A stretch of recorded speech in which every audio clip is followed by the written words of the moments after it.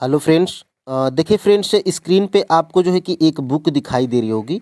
ये फ्रेंड्स, ये बुक किसकी है? तो ये है आपके क्लास 10th के एनसीईआरटी जियोग्राफी की बुक है, जिसमें फ्रेंड्स टोटल जो है कि आपके 7 चैप्टर हैं। ठीक है, तो इन 7 चैप्टर के एमसीक्यूज को हम लोग कंप्लीट करेंगे, यानी कि प्रश्नों को।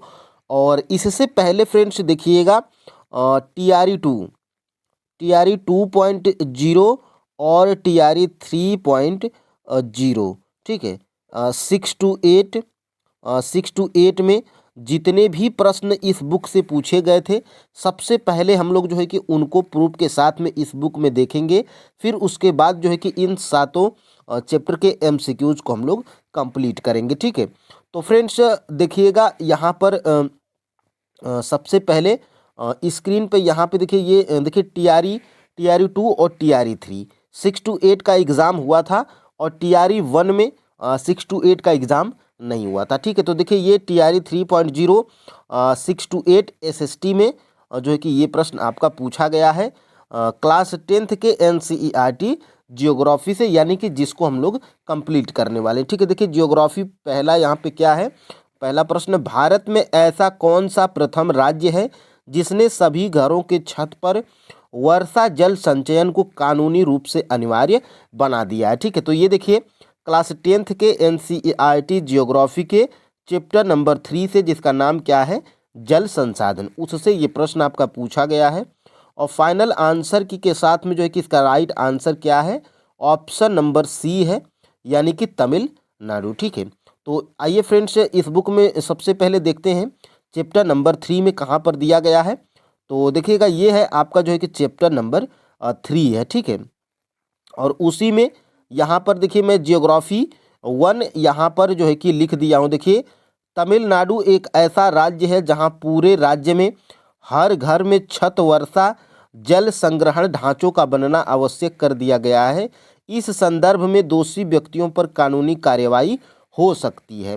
देखिए मैं geography 1 T R E 3.0 6 to 8 SST में पूछा गया है, मैं जो है कि बुक में लिख दिया हूँ। ठीक है, तो इसी प्रकार फ्रेंड्स हम लोग सभी प्रश्नों को कंप्लीट करेंगे। ठीक है, और यहाँ पर देखिएगा ये जियोग्राफी 5 नंबर का है, यानी कि फ्रेंड्स देखिए क्लास 9th और क्लास 10th ये दोनों जियोग्राफी मोस्ट इम्पोर्टेंट है। आप चाहे पीआईटी के स्टूडेंट हैं, चाहे आप 6 to 8 के स्टूडेंट हैं, 9 to 10th 11 12 टीजीटी पीजीटी आप किसी के भी स्टूडेंट हैं, और ये आपको जो है कि क्लास 9th की और क्लास 10th की जियोग्राफी आपको पढ़ना पड़ेगा। ठीक है, तो देखिए ये आज हम लोग क्लास 10th की एनसीईआरटी जियोग्राफी के सभी प्रश्नों को हम लोग करने वाले थे। तो इसी से पहले फ्रेंड्स हम लोग इस बुक से कितने प्रश्न पूछे गए हैं, सबसे पहले उनको प्रूफ के साथ में देख लेंगे, ताकि फ्रेंड्स यकीन हो जाए कि हाँ यहाँ से प्रश्न आ रहे हैं, तब जाके हम जो है कि इस बुक को पूरा कंप्लीट करेंगे। ठीक है, देखिए जियोग्राफी 5 नंबर का प्रश्न है, निम्नलिखित में से कौन सा राज्य बांस ड्रिप सिंचाई प्रणाली के लिए जाना जाता है? ठीक है, तो वो है फ्रेंड्स आपका जो है कि मेघालय राज्य है, जो ये बांस ड्रिप सिंचाई प्रणाली के लिए जाना जाता है। ये भी आपका क्लास 10th के एनसीईआरटी ज्योग्राफी के चैप्टर नंबर 3 से ही पूछा गया है, जो कि जल संसाधन है। अभी मैं आपको जो है कि ऊपर दिखाया था, यहाँ पे ऊपर वाले ही पेज में देखिए, एक ही पेज से देखिए एक प्रश्न जो है कि आपका यहाँ से था तमिलनाडु वाला, छत वर्षा जल संग्रहण वाला। और इसी पेज पे जहाँ से आप जो है कि ऊपर आएंगे, देखिए मैं जियोग्राफी 5 यहाँ पे लिख दिया हूँ। ठीक है, देखिए जियोग्राफी 5 देखिए बांस ड्रिप सिंचाई प्रणाली, देखिए मेघालय, बस यहीं से आपका जो है कि आंसर निकल के आ गया। अब हम लोग बढ़ते हैं फ्रेंड्स अपने अगले प्रश्न की तरफ। देखिएगा ये आपने जो है कि देख ही लिया है, और यहाँ से देखिए जियोग्राफी 2, सदिया और धुबरी के मध्य राष्ट्रीय जलमार्ग संख्या 2, याद रखिएगा संख्या 2 की लंबाई कितनी है? ठीक है, तो इसकी लंबाई फ्रेंड्स देखिएगा सबसे पहले बुक में आपके दिया गया है 891 किलोमीटर है। ठीक है, और 891 किलोमीटर है, और यहाँ पे 891 किसी भी ऑप्शन में नहीं है, तो फाइनल आंसर की में आपका option number E right answer दे दिया गया था। ये आपके क्लास 10th के एनसीईआरटी ज्योग्राफी के चैप्टर नंबर 7 से, जिसका नाम क्या है, राष्ट्रीय अर्थव्यवस्था की जीवन रेखाएं। सभी चैप्टर महत्वपूर्ण है, आपको एक भी चैप्टर मिस नहीं करना है। ठीक है, तो आइए इसको हम लोग देख लेते हैं, इस बुक में चैप्टर नंबर 7 में कहाँ पर दिया गया है। तो यहाँ पर हाँ, यहाँ से देखिएगा, देखिए देखिए यहाँ पर दिया गया है, सदिया व धुबरी के मध्य 891 किमी लंबा ब्रह्मपुत्र नदी जलमार्ग नौगम्य जलमार्ग संख्या 2। बिल्कुल ज्योग्राफी 2 यहाँ पे लिखा हूँ, TRE 3.0628। बिल्कुल आपको जो है कि बिल्कुल यहाँ पे टेंशन नहीं लेना है, ठीक है। अब देखिए यहाँ से हम लोग देखते हैं अगला प्रश्न। 6 नंबर का प्रश्न क्या है, देखिए भारत के पश्चिमी तट पर स्थित कोंकण रेलवे को किस समस्या का सामना करना पड़ता है। ये प्रश्न आपका TRE 3 में 6 to 8 में SST में भूगोल के यानी कि ज्योग्राफी के पोर्शन में पूछा गया है, चैप्टर नंबर 7 से, जो प्रश्न ऊपर उसी में से, ठीक है। तो इसका राइट आंसर क्या है फ्रेंड्स, ऑप्शन नंबर जो है कि यहाँ पे इसका option number D right answer है, 1 से अधिक, क्योंकि यहाँ पे भूस्खलन ट्रैक का धंसना, ठीक है, सुनामी के कारण। तो यहाँ से देखिएगा, यहाँ से जैसे ही आप जो है कि आएंगे, देखिएगा यहाँ से देखिए फ्रेंड्स, देखिए ये आपका जो है कि है, देखिए कुछ वर्ष पहले भारत के महत्वपूर्ण आर्थिक क्षेत्र के पश्चिमी तट के साथ कोंकण रेलवे के विकास ने यात्री व वस्तुओं के आवागमन को सुविधाजनक बनाया है। यद्यपि यहाँ असंख्य समस्याएं भी हैं, जिसे भूस्खलन तथा किसी किसी भाग में ट्रैक का धंसना, ठीक है। तो बिल्कुल एग्जैक्ट यहीं से ये प्रश्न आपका पूछा गया है। और यहाँ से आगे भी हम लोग बढ़ेंगे, देखिए TRE 3 में ही पूछा गया है उसी पेपर में, ये ज्योग्राफी 9 नंबर का प्रश्न, हजीरा विजयपुर जगदीशपुर गैस पाइपलाइन की लंबाई कितनी है, ठीक है। तो हजीरा विजयपुर जगदीशपुर गैस पाइपलाइन की जो है कि लंबाई फ्रेंड्स एग्जैक्ट आपकी 1700 किलोमीटर है। ये आपके क्लास 10th के NCERT ज्योग्राफी के चैप्टर नंबर 5 से, जिसका नाम क्या है, खनिज तथा ऊर्जा संसाधन। अब आते हैं, इसको हम लोग देख लेते हैं। देखिए जैसे ही ये पेज आपका स्टार्ट हुआ, देखिए यहाँ से देखिए 1700 किलोमीटर लंबी Hazira Vijaypur Jagdishpur gas pipe line, exact ज़्यादा यहाँ पे पढ़ना भी नहीं है, ठीक है। तो यहाँ से फ्रेंड्स देखिए पतली बुक्स हैं, और आपका जो है कि लगभग क्लास 9th में 6 चैप्टर है और क्लास 10th में 7 चैप्टर है, ठीक है। अगर आप 7 और 6 13 चैप्टर को पढ़ लेते हैं तो जियोग्राफी यहाँ से लगभग आपके 70% जियोग्राफी के प्रश्न आपको यहीं से मिल जाएंगे। देखिए 14 नंबर का क्या है, राजस्थान का कौन सा जिला मुख्यतः अभ्रक उत्पादन के लिए जाना जाता है, ठीक है। तो राजस्थान का जो है कि वो कौन सा जिला है जो अभ्रक उत्पादन के लिए जाना जाता है, तो वो है फ्रेंड्स आपका अजमेर। अजमेर जो जिला है फ्रेंड्स राजस्थान का, वो अभ्रक उत्पादन के लिए जाना जाता है। देखिए ये भी आपका क्लास 10th के NCERT ज्योग्राफी के चैप्टर नंबर 5 से, जिसका नाम क्या है, खनिज तथा ऊर्जा संसाधन। यानी कि एक ही पेपर में आपने देखा, एक ही बुक से कितने प्रश्न यहाँ पे पूछे गए। देखिए यहाँ से देखिए फ्रेंड्स मेरे लिए आसान इसलिए हो जाता है क्योंकि ये देखिए मैं बिल्कुल बुक से देखिए यहाँ पे लिख भी दिया हूँ, मेहनत लगी है दोस्तों। अगर चैनल पे नए हैं तो सब्सक्राइब कर लीजिएगा और एक प्यारा सा कमेंट जरूर कीजिएगा। देखिए राजस्थान के मुख्य अभ्रक उत्पादन क्षेत्र अजमेर, बस यहीं से आपका जो है कि आंसर निकल के आ गया, ठीक है। तो बिल्कुल फ्रेंड्स मैं बुक भी कराया हूँ, तो बिल्कुल बुक से ही एक भी प्रश्नों को छोड़ा नहीं हूँ, ठीक है। अब देखिए यहाँ से हम लोग आगे भी बढ़ेंगे, ठीक है। देखिए निम्नलिखित में से किन पहाड़ियों में कॉफ़ी की अरेबिका किस्म को आरंभिक तौर पर जो है कि शुरू किया गया था, ठीक है। यानी कि आरंभिक तौर पर कहाँ पर शुरू किया गया था, तो ये फाइनल आंसर की में है बाबा बुदेन की पहाड़ियों से जो है कि अरेबिका किस्म की जो है कि कॉफ़ी का आरंभ किया गया था। क्लास 10th के NCERT ज्योग्राफी के चैप्टर नंबर 4, जिसका नाम क्या है, कृषि, ठीक है। तो यहाँ से देखिएगा, ये यहाँ से फ्रेंड्स अगर आप बढ़ेंगे तो थोड़ा सा अगर आप नीचे जाएंगे, देखिए यहाँ से, क्योंकि मैं यहाँ पे लिख दिया हूँ तो इसलिए आसान हो जा रहा है। देखिए ज्योग्राफी 14 नंबर का, देखिए यहाँ से इसकी देखिए यहाँ से देखिए हमारे देश में अरेबिका किस्म की कॉफ़ी पैदा की जाती है जो आरंभ में यमन से लाई गई थी। इस किस्म की कॉफ़ी विश्व भर में अधिक मांग है। इसकी कृषि की शुरुआत बाबा बुदन पहाड़ियों से हुई है। बस यहीं से आपका आंसर निकल के आ गया, ठीक है। अब देखिए फ्रेंड्स यहाँ से हम लोग आगे भी बढ़ेंगे अपने जो है कि अगले प्रश्न की तरफ। देखिएगा, देखिए निम्नलिखित में से कौन से प्रमुख कपास उत्पादक राज्य हैं, ठीक है। तो कपास उत्पादक राज्यों में फ्रेंड्स देखिएगा ऑप्शन नंबर यहाँ से डी बिल्कुल राइट आंसर है, क्योंकि यहाँ से ए भी सही है, बी भी सही है और सी भी सही है, ठीक है। क्यों, देखिए ये चैप्टर 4 कृषि से पूछा गया है। और यहाँ से फ्रेंड्स आगे हम लोग बढ़ते हैं, ज्योग्राफी 20 का इसका देख लेते हैं। देखिए यहाँ से लगभग तीनों ऑप्शंस में आपके सभी राज्य दे दिए गए थे। देखिए यहाँ से देखिएगा महाराष्ट्र, गुजरात, मध्य प्रदेश, कर्नाटक, आंध्र प्रदेश, तेलंगाना, जो है कि तमिलनाडु, पंजाब, हरियाणा और उत्तर प्रदेश कपास के मुख्य उत्पादक राज्य हैं। ठीक है, तो यहाँ से आसान भी है, और अगर आपको नहीं पता है तो आसान प्रश्न भी आपके गलत हो सकते हैं। ठीक है, अब देखिए यहाँ से हम लोग आगे बढ़ते हैं, अपने जो है कि अगले प्रश्न को देखते हैं। देखिएगा यहाँ से, देखिए ये भारत में कितने रेलवे जोन हैं। ठीक है, तो मोस्ट इम्पोर्टेंट चैप्टर है क्लास 10th के एनसीईआरटी ज्योग्राफी से, चैप्टर नंबर जो है कि 7 से ये पूछा गया है, जिसका नाम क्या है, राष्ट्रीय अर्थव्यवस्था की जीवन रेखाएं। देखिए भारत में कितने रेलवे जोन हैं, टोटल आपके भारत में 16 रेलवे जोन हैं। बड़े होंगे वर्तमान में तो वो नहीं पता है, लेकिन फाइनल आंसर की में और TRA 3 में दिया गया था ये प्रश्न, और 16 माना गया है। और आपके जो है कि NCERT बुक्स में भी ये 16 ही यहाँ पे दिया गया है। देखिए बिल्कुल फ्रेंड्स, यहाँ पे कोई गुमराह करने की वो नहीं है कि फालतू में यहाँ पे बता दिया जाए। ठीक है, और बड़े बड़े इंस्टीट्यूट वाले, बड़े बड़े कोचिंग वाले फ्रेंड्स बस अपना जो है कि कोर्स बेचते हैं, और क्या करते हैं, ये आपका जो है कि आसान नहीं बताएंगे कि ये पढ़ लीजिए आपका जो है कि इतना हो जाएगा तैयार। ये है कि बस उनसे ही पढ़िए, वही सिलेक्शन दिलवाएंगे। ठीक है, देखिए मेरे हिसाब से फ्रेंड्स कम टाइम में सेल्फ स्टडी हमेशा बेस्ट रहती है। ठीक है, देखिए भारतीय रेलवे परिवहन को 16 रेल प्रखंडों में पुनः संकलित किया गया है। देखिए यहाँ से ज्योग्राफी 19 में लिख दिया हो। ठीक है, तो अब फ्रेंड्स यहाँ से हम लोग देखते हैं अगला प्रश्न। देखिए निम्नलिखित में से कौन सा बंदरगाह स्थल रुद्ध है।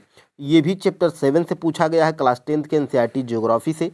और यहाँ से 27 का जो है कि राइट आंसर क्या है, ऑप्शन नंबर बी है, विशाखापट्टनम। ठीक है, अब देखिए यहाँ से इसको भी हम लोग देख लेते हैं, ज्योग्राफी 27 का। देखिए यहाँ से, देखिए पूर्वी तट के साथ तमिलनाडु में दक्षिण पूर्वी छोर पर ये क्या है, देखिए विशाखापट्टनम स्थल से घिरा गहरा व सुरक्षित पत्तन है। ठीक है, तो यहाँ से ये आपका मिल गया। अब देखिए यहाँ से अगला प्रश्न भी देख लीजिए। देखिए रेट होल खनन भारत के किस राज्य में किया जाता है। तो देखिए फ्रेंड्स रेट होल, देखिए चैप्टर नंबर 5 से पूछा गया है, क्लास 10th के NCERT ज्योग्राफी से ही। और ये सभी प्रश्न जितना मैं बताया हूँ अब तक ऊपर, ये सभी एक ही पेपर में TRA 3.0 6 to 8 SST का वो पेपर आप उठा के देखिएगा, ये सभी प्रश्न आपको जो है कि मिलेंगे। ठीक है, अब देखिए 34 नंबर का यहाँ से, रेट होल खनन भारत के किस राज्य में किया जाता है। तो इसका राइट आंसर क्या है फ्रेंड्स, फाइनल आंसर की में ऑप्शन नंबर जो है कि ई है, यानी कि उपयुक्त में से कोई नहीं। तो यहाँ से मेघालय में क्या होता है, रेट होल खनन किया जाता है। ठीक है, अब देखिए यहाँ से इसको भी हम लोग देख लेते हैं। देखिए यहाँ से देखिए रेट होल, यहाँ से देखिए रेट होल खनन, बिल्कुल फ्रेंड्स यहाँ से देखिए मैं 34 यहाँ पे मैं जो है कि लिखा भी हूँ। ठीक है, देखिए रेट होल खनन यहाँ पे देखिए मेघालय में किया जाता है, बस इससे ज़्यादा यहाँ पे क्या बताया जाएगा। बाकी मैं जो है कि MCQs अभी नीचे कराऊंगा, एक भी चैप्टर के एक भी प्रश्नों को जो है कि छोड़ा नहीं हो। ठीक है, चाहे वो आसान प्रश्न हो चाहे वो हार्ड प्रश्न हो। देखिए कटनी में उत्पादित प्रमुख खनिज कौन सा है। तो कटनी में उत्पादित प्रमुख खनिज ये जो है कि फ्रेंड्स आपका बॉक्साइट है। ऑप्शन नंबर यहाँ से बी बिल्कुल राइट आंसर है, क्लास 10th के NCERT ज्योग्राफी के चैप्टर नंबर 5 से, जिसका नाम क्या है, खनिज तथा ऊर्जा संसाधन। ठीक है, अब देखिए यहाँ से जियोग्राफी 30, ये भी आपका जो है कि भारत में बॉक्साइट का सबसे बड़ा उत्पादक राज्य कौन सा है। तो यहाँ पे ई है, यानी कि उपर्युक्त में से कोई नहीं, क्योंकि फ्रेंड्स भारत में प्रमुख उत्पादक राज्य बॉक्साइट का कौन है, तो ओडिशा है। ठीक है, ये आप जो है कि ओडिशा याद रखिएगा। ठीक है, ओडिशा आप याद रखिएगा। और यहाँ से देखिए दोनों प्रश्न एक ही, यहाँ से देखिएगा ज्योग्राफी 30 और ज्योग्राफी 33, यानी कि दोनों प्रश्न यहीं से। देखिए भारत में बॉक्साइट के जो है कि निक्षेप मुख्यतः अमरकंटक, बिलासपुर के कटनी के पठारी प्रदेश में पाए जाते हैं। ये तो आपका हो गया। अब देखिए 33 का, ओडिशा भारत का सबसे बड़ा बॉक्साइट उत्पादक राज्य है। ये 2018 और 19 का ये आंकड़ा है। ठीक, और फाइनल आंसर की से मैं आंसर बता रहा हूँ ताकि आपको जो है कि कोई भी कन्फ्यूजन भी ना हो। ठीक है, अब देखिए यहाँ से बादाम पहाड़ लौह अयस्क की खान कहाँ स्थित है। ठीक है, तो देखिए फ्रेंड्स बादाम पहाड़ लौह अयस्क की खान ये जो है कि आपका मयूरभंज एवं केदुझीर जिले में स्थित है। ये भी आपका क्लास 10th के NCERT ज्योग्राफी के चैप्टर नंबर 5 से ये पूछा गया है। और यहाँ से इसको अगर देखने का प्रयास करिएगा तो देखिए यहाँ से ये देखिए ओडिशा में उच्च कोटि व हेमेटाइट किस्म का लव अयस्क मयूरभंज व केदुझर के जिलों में बादाम पहाड़ खदानों से निकलता है। बस इससे ज़्यादा प्रूफ क्या ही दे सकते हैं, ठीक है। तो यहाँ से ये था। अब देखिए फ्रेंड्स, यहाँ से आपने TRE 3 तो देख लिया, TRE 3 के सभी प्रश्नों को देख लिया। अब बच गया आपका जो है कि TRE 2। तो देखिए नीचे अब हम लोग TRE 2 के प्रश्नों को यहाँ से स्टार्ट करेंगे, ठीक है। यहाँ से देखिए TRE 2 का प्रश्न आ गया है। TRE 2 SST आप जाके हमारे टेलीग्राम चैनल पे भी देख सकते हैं, या आप जो है कि कहीं से पेपर डाउनलोड करके आपके पास पेपर होगा तो आप जो है कि देख लीजिएगा। देखिए स्टार्ट करते हैं TRE 2 के सभी प्रश्नों को कि क्लास 10th से TRE 2 में कितने प्रश्न आए थे 6 to 8 में। देखिए रियो डी जेनेरो पृथ्वी शिखर सम्मेलन 1992 जो कि किसको संबंधित करने के लिए बुलाया गया था, ठीक है। तो ये फ्रेंड्स ये भी आपको जो है कि ये आपका इसी बुक से दिया गया था। और यहाँ से फ्रेंड्स इसको अगर देखने का प्रयास करिएगा तो देखिए यहाँ से ये देखिएगा। हाँ, यहाँ से तो आपका जो है कि राइट आंसर क्या है, ऑप्शन नंबर डी है। यहाँ से यानी कि ए भी सही है, बी भी सही है और सी भी सही है, ठीक है। क्योंकि आपके बुक में भी दिया गया है जियोग्राफी 17, यहाँ से गुमराह करने की जो है कि कोई ज़रूरत नहीं। देखिए रियो डी जेनेरो पृथ्वी सम्मेलन 1992, देखिए यहाँ से ये सारा डाटा आपको मिला है, ठीक है। अब देखिए ये मैं TRE 2 भी यहाँ पे लिख दिया हूँ और यहाँ से हम लोग आगे भी बढ़ेंगे, ठीक है। देखिए निम्नलिखित में से कौन सा आंदोलन भारत में वनों की कटाई और सामुदायिक वनीकरण की सुरक्षा से संबंधित है? इसका राइट आंसर है फ्रेंड्स चिपको आंदोलन। बिल्कुल, वनों की कटाई से चिपको आंदोलन। और ये जो चिपको आंदोलन का मतलब नाम कैसे रखा गया, जब पेड़ों की कटाई हो रही थी तो वहाँ के स्थानीय लोग क्या कर रहे थे, पेड़ों से चिपक जा रहे थे, ठीक है। तो इसीलिए उसका चिपको आंदोलन नाम रखा गया था। देखिए यहाँ से टिहरी में किसानों का बीज बचाओ आंदोलन, और यहाँ से प्रसिद्ध चिपको आंदोलन कई क्षेत्रों में वन कटाई रोकने में कामयाब नहीं रहा, लेकिन इसका जो है कि मकसद वही था। और यहीं से जो है कि प्रश्न आपका पूछा गया था। और यहाँ से फ्रेंड्स देखिएगा, बहुउद्देशीय नदी परियोजनाओं के संबंध में निम्नलिखित में से कौन सा कथन सही नहीं है, ठीक है। तो ये कथन आपका कथन सी नहीं सही है। फाइनल आंसर की में ऑप्शन नंबर यहाँ से ये चैप्टर नंबर 3 से पूछा गया है। और यहाँ से इसको अगर देखने का प्रयास करिएगा तो जियोग्राफी 20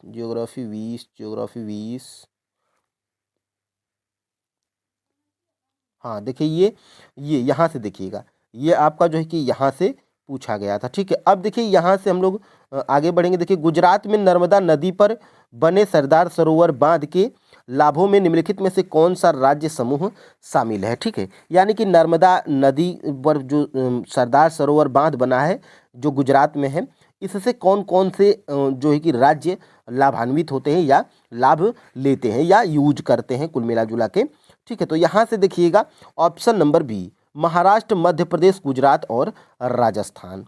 यहाँ से देखिए क्लास 10th के NCERT ज्योग्राफी के चैप्टर नंबर 3 से याद रखिएगा, महाराष्ट्र, मध्य प्रदेश, गुजरात और राजस्थान। महाराष्ट्र, मध्य प्रदेश, गुजरात और राजस्थान। देखिए यहाँ से यहाँ से देखिएगा ये, हाँ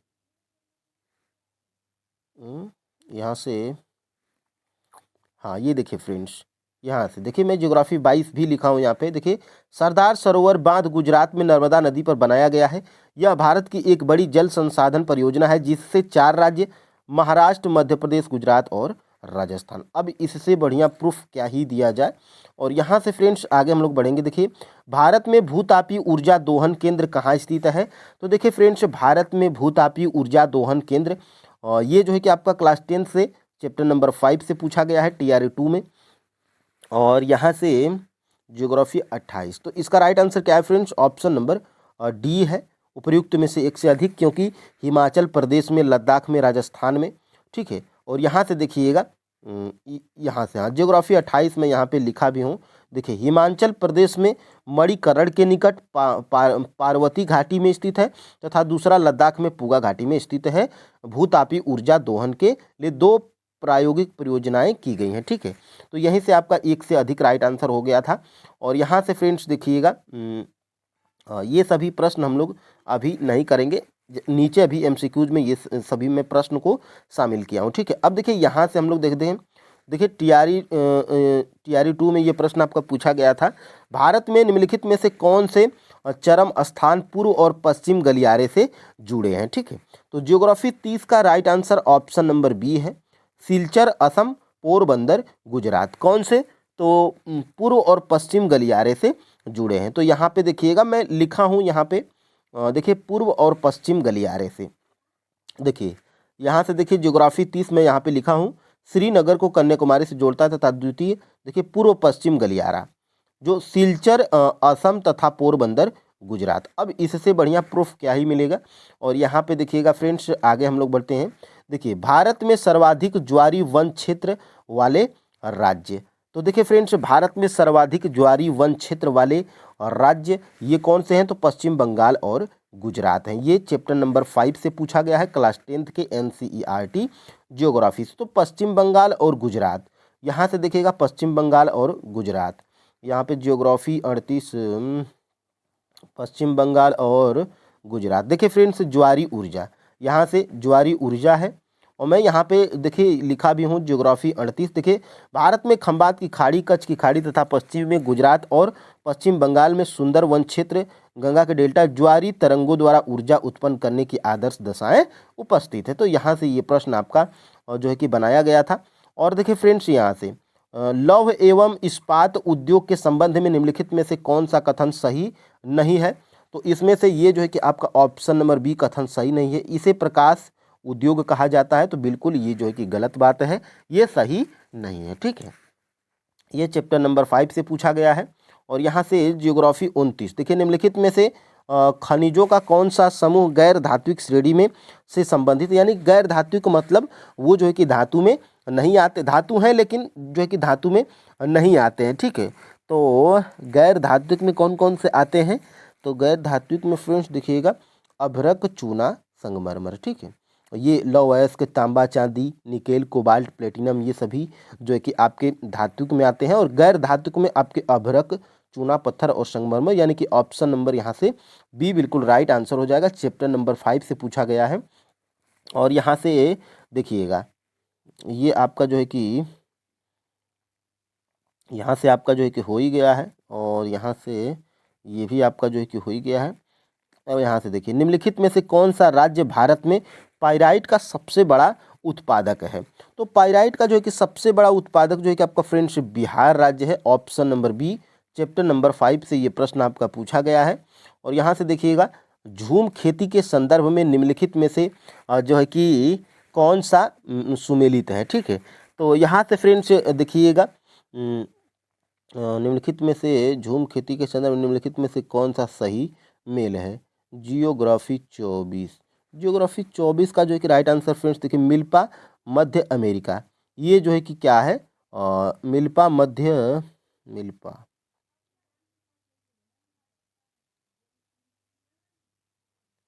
अमेरिका। ठीक है, देखिए फ्रेंड्स कोनुकू क्या है? झूम खेती निम्नलिखित में से कौन सा सही मेल है? तो कोनुकू ये कहाँ पर होता है? तो ये आपका जो है कि यहाँ पे नहीं होता है, ये आपका जो है कि वेनेजुएला में होता है। ये वेनेजुएला में होता है। और लद्दाख जो है कि ये मलेशिया में होता है। ठीक है, ये आपका जो है कि मलेशिया में होता है। और ये मिल्पा मध्य अमेरिका में, ये तो आपका जो है कि बिल्कुल सही है। ऑप्शन नंबर यहाँ से जो है कि ये बिल्कुल राइट आंसर है। और यहाँ से फ्रेंड्स देखिएगा, और यहाँ से देखिए भारत में जो है कि आदिम रूप से निम्नलिखित में से कौन सा शब्द प्रयोग किया जाता है? मतलब भारत में जो स्थानांतरित कृषि है, अभी आपने जो है कि देखा था कि भारत में किस नाम से जानी जाती है? तो जियोग्राफी 23 का जो है कि ऑप्शन नंबर जो है कि डी है। ठीक है, ऑप्शन नंबर डी है। ये मिल्पा जो है कि ये आपका मिल्पा, ये आपका जो है कि मध्य अमेरिका में होता है, और ये भारत में। तो ये आपका जो है कि राइट आंसर, ये आपका कहाँ पर होता है? तो ये आपका जो है कि होता है फ्रेंड्स, ये मिल्पा मध्य अमेरिका में होता है। ठीक है, ये आपका मध्य अमेरिका में होता है। और ये बीबर और पामाडाबी, ये सभी क्या हैं? तो ये भारत में स्थानांतरित कृषि के नाम हैं। ठीक है, अब देखिए यहाँ से हम लोग आगे बढ़ते हैं। ये आपका जो है कि चैप्टर नंबर 4 है। और यहीं से जो है कि देखिए नीचे भी दिया गया है। देखिए यहाँ से फ्रेंड्स देखिएगा, और ध्यान से देखिए कर्तन झूम कृषि, सबसे पहले झूम कृषि, कर्तन दहन प्रणाली। देखिए मध्य अमेरिका में मिल्पा, वेनेजुएला में कोनकू, ब्राज़ील में रोका, मध्य अमेरिका में मसोले, इंडोनेशिया में लद्दांग, वियतनाम में रे के नाम से जाना जाता है, मलेशिया में लद्दांग में जो है कि मलेशिया में लद्दांग के नाम से। और भारत में बात करें, देखिए भारत में, तो भारत में देखिएगा बेबर है, दहिया है, आंध्र प्रदेश में पोंडू है, पेंडा है, और ये जो है कि आपका और झारखंड में कुरुआ के नाम से ये जो है कि जाना जाता है। ठीक है, तो यहाँ से फ्रेंड्स महत्वपूर्ण चीज़ें आपके जो है कि एग्ज़ाम में पूछी जा रही हैं। और यहाँ से देखिए भारत में आरंभ में अरेबिका कॉफ़ी की खेती निम्नलिखित में से किस स्थान पर की गई थी? तो ये 25 का बी राइट आंसर है, बाबा बुदन पहाड़ी। ये मैं अभी आपको ऊपर बताया था, ये टीआरई 2 और टीआरई 3 दोनों में पूछ लिया गया था। और यहाँ से देखिएगा ये बाबा बुदन, ये आपको जो है कि दिख भी रहा होगा। देखिए कॉफ़ी, अरेबिका किस्म की कॉफ़ी, देखिए इसकी शुरुआत जो है कि बाबा बुदन पहाड़ियों से की गई थी। ठीक है, अब देखिए यहाँ से निम्नलिखित में से कौन सा राज्य भर के, देखिए ये टीआरई 2 और टीआरई 3 दोनों में पूछ लिया गया था, और तमिलनाडु है। ऑप्शन नंबर जो है कि सी बिल्कुल राइट आंसर है। और ये आपका जो है कि ऊपर मैं बता भी चुका हूँ। देखिए एक प्रश्न आपका जो है कि यहाँ से पूछा गया था, और एक प्रश्न आपका यहाँ से पूछा गया था, और एक प्रश्न जो है कि आपका यहाँ से पूछा गया था। ठीक है, ये आप एक प्रश्न आपका यहाँ से पूछा गया था। अब देखिए फ्रेंड्स हम लोग आगे भी बढ़ेंगे। तो यहाँ से फ्रेंड्स देखिएगा टीआरई 2 के 6 to 8 में एसएसटी में क्लास 10th के एनसीईआरटी ज्योग्राफी से जितने प्रश्न पूछे गए थे टीआरई 2 और टीआरई 3 सभी आपने देख लिया। ठीक है, अब हम लोग नीचे क्या करने वाले हैं, इसी एक ही वीडियो में, वीडियो थोड़ा लंबी हो जाएगी लेकिन फ्रेंड्स आपके लिए उपयोगी है। ठीक है, बहुत मेहनत लगी है। अब यहाँ से हम लोग जो है कि चैप्टर 1, चैप्टर 2, 3, 4, 5, 6, 7 ये सभी एमसीक्यूज को कंप्लीट करेंगे। ठीक है, तो फ्रेंड्स आइए अब हम लोग, और यहाँ पर देखिए पहला प्रश्न फ्रेंड्स हमारा क्या है, निम्नलिखित में से कौन सा संसाधन अचक्रीय है? ठीक है, तो ये जो है कि आपके एनसीईआरटी बुक्स में दिया गया है, और निम्नलिखित में से कौन सा संसाधन अचक्रीय है? तो देखिए फ्रेंड्स यहाँ पर जो है कि आपका ऑप्शन नंबर ए बिल्कुल राइट आंसर हो जाएगा। ठीक है, यहाँ पर जो कोयला है फ्रेंड्स ये आपका जो है कि अचक्रीय संसाधन है। ठीक है, तो यहाँ पर फ्रेंड्स अब हम लोग आगे बढ़ते हैं, और यहाँ पे देखते हैं दूसरा प्रश्न, जीवाश्म ईंधन निम्नलिखित में से किस प्रकार के संसाधनों के उदाहरण हैं? ठीक है, तो देखिए फ्रेंड्स जीवाश्म ईंधन ये जो होते हैं ये फ्रेंड्स आपके जो है कि अनवीकरणीय ऊर्जा के संसाधन होते हैं। ठीक है, तो ऑप्शन नंबर यहाँ पर जो है कि डी बिल्कुल राइट आंसर हो जाएगा। और जीवाश्म में देखिए क्या क्या आते हैं, तो फ्रेंड्स जीवाश्म में आपका जो है कि पेट्रोलियम हो गया। ठीक है, यहाँ पे पेट्रोलियम हो गया, ये आप जो है कि याद रखिएगा। ठीक है, अब फ्रेंड्स हम लोग जो है कि आगे बढ़ते हैं।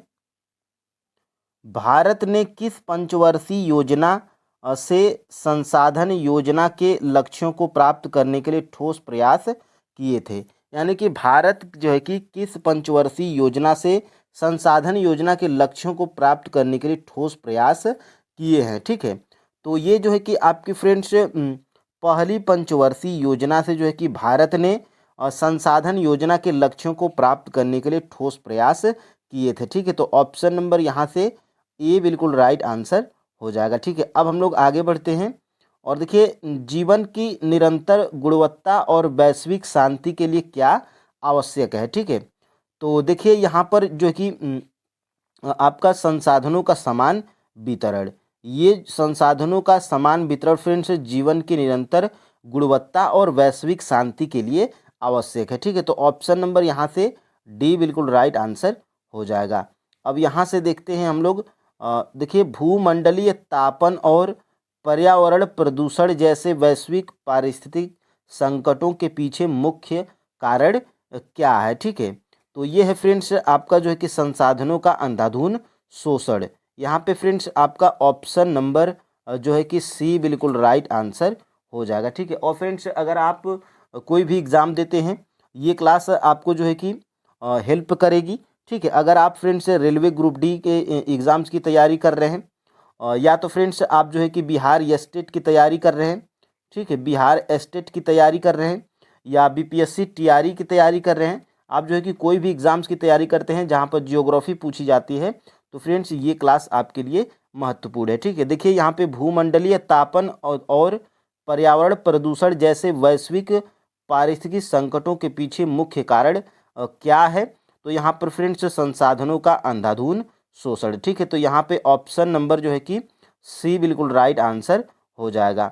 और यहाँ पे देखते हैं हम लोग 6 नंबर का प्रश्न, निम्नलिखित में से कौन मानव निर्मित संसाधन है? ठीक है, तो देखिए फ्रेंड्स कॉमन सेंस अगर आप लगाएंगे तो ये जो मशीनें हैं फ्रेंड्स ये आपकी मानव निर्मित संसाधन है। ठीक है, तो ऑप्शन नंबर यहाँ पर जो है कि सी बिल्कुल राइट आंसर हो जाएगा। और ये पेट्रोलियम ये आपका जो है कि जीवाश्म है, और वन भी आपका जो है कि यहाँ पे ये प्राकृतिक है, और भूमि भी आपकी जो है कि प्राकृतिक है। ठीक है, तो यहाँ पे मानव निर्मित की बात करेंगे तो मानव निर्मित जो है कि संसाधन ये आपकी मशीनें हैं। ठीक है, अब हम लोग आगे बढ़ते हैं और यहाँ से देख लेते हैं 7 नंबर के प्रश्न को। देखिए गांधी जी के अनुसार निम्न में से कौन सा वैश्विक स्तर पर संसाधन की कमी का मूल कारण है?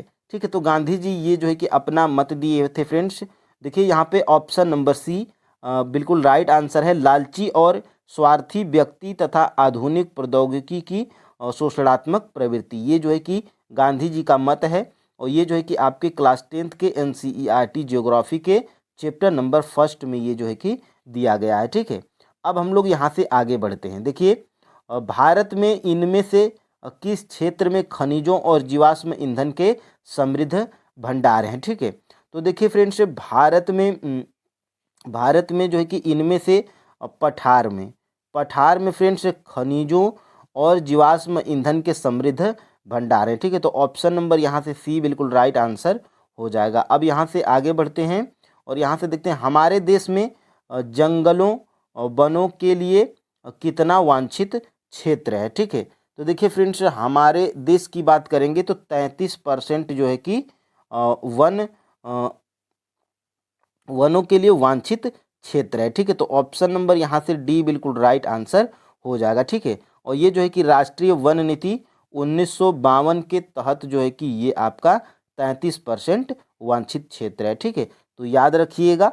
और यहाँ से अगले प्रश्न की तरफ बढ़ते हैं। देखिए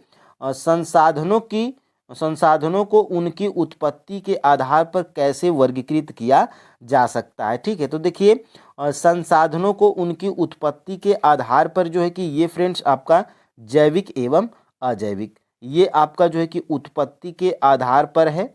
यहाँ पे ये आपको जो है कि याद रखना है। ठीक है, तो जैविक और अजैविक की बात करेंगे तो ये जो है कि उत्पत्ति के आधार पर संसाधनों को वर्गीकृत किया जा सकता है। ठीक है, अब हम लोग फ्रेंड्स यहाँ से आगे बढ़ते हैं अपने जो है कि 11 नंबर के प्रश्न को। देखिए निम्नलिखित में से किस राज्य में अति पशुचारण भूमि निम्नीकरण के लिए जिम्मेदार है? ठीक है, तो देखिए फ्रेंड्स ये आपका जो है कि बहुत ही चर्चित प्रश्न है और BPSC में बहुत बार पूछा जा चुका है और UPSC में भी बहुत बार पूछा जा चुका है कि निम्नलिखित में से किस राज्य में अति पशुचारण भूमि निम्नीकरण के लिए जिम्मेदार है? ठीक है, तो यहाँ पर फ्रेंड्स आपका जो है कि ऑप्शन नंबर बी बिल्कुल राइट आंसर हो जाएगा। देखिए यहाँ से मध्य प्रदेश और राजस्थान, इसमें फ्रेंड्स देखिए पशुचारण भूमि के निम्नीकरण के लिए जिम्मेदार है। ठीक है, तो ऑप्शन नंबर यहाँ से जो है कि यहाँ से ऑप्शन नंबर बी बिल्कुल राइट आंसर हो जाएगा। और राज्य की बात करेंगे तो फ्रेंड्स इसमें जो है कि गुजरात भी शामिल है। ठीक है, इसमें गुजरात भी शामिल है और इसमें जो है कि महाराष्ट्र भी शामिल है। ठीक है, तो ये आप जो है कि याद रखिएगा, महाराष्ट्र भी है, गुजरात भी है, मध्य प्रदेश और राजस्थान इनमें जो है कि अति पशुचारण भूमि निम्नीकरण के लिए जिम्मेदार है। ठीक है, अब हम लोग आगे बढ़ते हैं और यहाँ से जब मिट्टी के पानी के माध्यम से, यानी कि यहाँ पे देखिए जब मिट्टी के पानी के माध्यम से पानी की कटौती चलती है और गहरे चैनल बनाते हैं तो वे होते हैं। ठीक है, तो देखिए फ्रेंड्स गहरे जो चैनल बनाते हैं वो होते हैं अवनालिका अपर्दन। ठीक है, तो इसको हम लोग अवनालिका अपर्दन बोलते हैं। ऑप्शन नंबर यहाँ से ए बिल्कुल राइट आंसर हो जाएगा। ठीक है, अब हम लोग आगे बढ़ते हैं। निम्नलिखित में से कौन सा जैविक संसाधनों का एक उदाहरण है? ठीक है, तो जैविक संसाधनों का उदाहरण जो है कि ये आपका पशु है। ऑप्शन नंबर यहाँ पर जो है कि डी बिल्कुल राइट आंसर हो जाएगा। ठीक है, ये जो है कि जैविक संसाधनों का एक उदाहरण है। अब हम लोग फ्रेंड्स आगे बढ़ते हैं अगले प्रश्न की तरफ। देखिए इनमें से कौन सा जैविक संसाधन नहीं है? तो देखिए फ्रेंड्स, इनमें से जो है कि कौन सा जैविक संसाधन नहीं है, तो ये जो है कि आपका इसका राइट आंसर क्या है, चट्टानें। ये आपकी फ्रेंड्स जैविक संसाधन नहीं है। क्या है, तो ये फ्रेंड्स आपका जो है कि अजैविक संसाधन है, याद रखिएगा। और ये वनस्पति, प्राणीजात, मत्स्य पालन, पशुपालन, ये क्या है, आपके सभी जैविक हैं। ठीक है, जैविक संसाधन नहीं है। ठीक है, तो यहाँ पे चट्टानें आपकी जैविक संसाधन नहीं है। अब देखिए फ्रेंड्स, यहाँ से इनमें से किस प्रांत में सीढ़ीदार खेती की जाती है। तो देखिए फ्रेंड्स, सीढ़ीदार खेती की बात की जाएगी तो यहाँ पे उत्तरांचल में जो है कि सीढ़ीदार या सोपान नाम की कृषि होती है। ऑप्शन नंबर यहाँ पर जो है कि डी बिल्कुल राइट आंसर हो जाएगा। और यहाँ से अगले प्रश्न की तरफ बढ़ते हैं। निम्नलिखित में से कौन सी मृदा भारत के सबसे विस्तृत क्षेत्र में पाई जाती है और भारत के लिए अति महत्वपूर्ण मिट्टी है। ठीक है, तो वो फ्रेंड्स आपकी जो है कि जलोढ़ मृदा है। जलोढ़ मृदा एक ऐसी मृदा है फ्रेंड्स जो भारत के सबसे विस्तृत क्षेत्रों में पाई जाती है और ये जो है कि बहुत ही उपजाऊ मिट्टी होती है। ऑप्शन नंबर यहाँ पर जो है कि सी बिल्कुल राइट आंसर हो जाएगा। और यहाँ से देखते हैं कौन सा शीत मरुस्थल बाकी देशों के अपेक्षाकृत अलग है। तो देखिए फ्रेंड्स, ये जो है कि आपका ये जो लद्दाख है, ये शीत मरुस्थल बाकी देशों से अलग है। ऑप्शन नंबर यहाँ से जो है कि सी बिल्कुल राइट आंसर हो जाएगा। ठीक है, और यहाँ से आगे बढ़ते हैं। देखिए, पंजाब में भूमि निम्नीकरण का निम्नलिखित में से मुख्य कारण क्या है। ठीक है, तो पंजाब में जो है कि भूमि निम्नीकरण का जो है कि मुख्य कारण फ्रेंड्स अधिक सिंचाई है। यहाँ पर ऑप्शन नंबर जो है कि सी बिल्कुल राइट आंसर हो जाएगा और ये महत्वपूर्ण भी है, आप जो है कि इसको याद रख सकते हैं। ठीक है, अब हम लोग आगे बढ़ते हैं। यहाँ से संसाधन जो एक क्षेत्र में पाए जाते हैं लेकिन उनका उपयोग नहीं होता है कहलाते हैं। ठीक है, तो देखिए यहाँ से जो है कि आपका संभाव्य संसाधन एक जो है कि ऐसे संसाधन है जो एक क्षेत्र में पाए जाते हैं लेकिन इनका जो है कि उपयोग नहीं होता है, वो संभाव्य संसाधन कहलाते हैं। ठीक है, अब हम लोग यहाँ से आगे बढ़ते हैं। इनमें से कौन सा एक संसाधन नवीकरणीय संसाधन है। ठीक है, तो इनमें से जो है कि देखिए फ्रेंड्स, यहाँ पर ऑप्शन नंबर डी, ये जो ज्वारी ऊर्जा है ये आपका जो है कि नवीकरणीय संसाधन है। ठीक है, तो ऑप्शन नंबर यहाँ पर जो है कि डी बिल्कुल राइट आंसर हो जाएगा। और यहाँ से अगले प्रश्न की तरफ बढ़ते हैं। अत्यधिक निछालन द्वारा बनी मिट्टी है, यानी कि अत्यधिक निछालन द्वारा जो मिट्टी बनती है इसे हम लोग क्या बोलते हैं, तो इसे हम लोग फ्रेंड्स लेटेराइट मिट्टी बोलते हैं। ऑप्शन नंबर यहाँ से सी बिल्कुल राइट आंसर हो जाएगा। ठीक है, और यहाँ से आगे बढ़ते हैं फ्रेंड्स। देखिए, निम्नलिखित में से कौन सा प्राकृतिक संसाधन नहीं है। ठीक है, तो इनमें से जो है कि प्राकृतिक संसाधन जो है कि फ्रेंड्स आपका ये भवन जो है ये मानव निर्मित संसाधन है। ऑप्शन नंबर यहाँ पर जो है कि बी बिल्कुल राइट आंसर हो जाएगा। ठीक है, और ये भूमि, जल और खनिज ये क्या हैं, तो ये सभी प्राकृतिक संसाधन हैं। ठीक है, अब हम लोग आगे बढ़ते हैं। यहाँ से 23 नंबर के प्रश्न की तरफ। पुराना जलोढ़ मिट्टी को किस नाम से जाना जाता है। तो देखिए फ्रेंड्स, जो पुरानी जलोढ़ मिट्टी होती है और इसको जो है कि हम लोग बांगर के नाम से जानते हैं। ऑप्शन नंबर सी बिल्कुल राइट आंसर हो जाएगा। और नई जलोढ़ मिट्टी की बात करेंगे तो नई जलोढ़ मिट्टी की बात करेंगे तो नई जलोढ़ मिट्टी को जो है कि हम लोग खादर के नाम से जानते हैं। ठीक है, तो ये दो प्रश्न यहाँ से बन सकता है। और हम लोग फ्रेंड्स आगे बढ़ते हैं।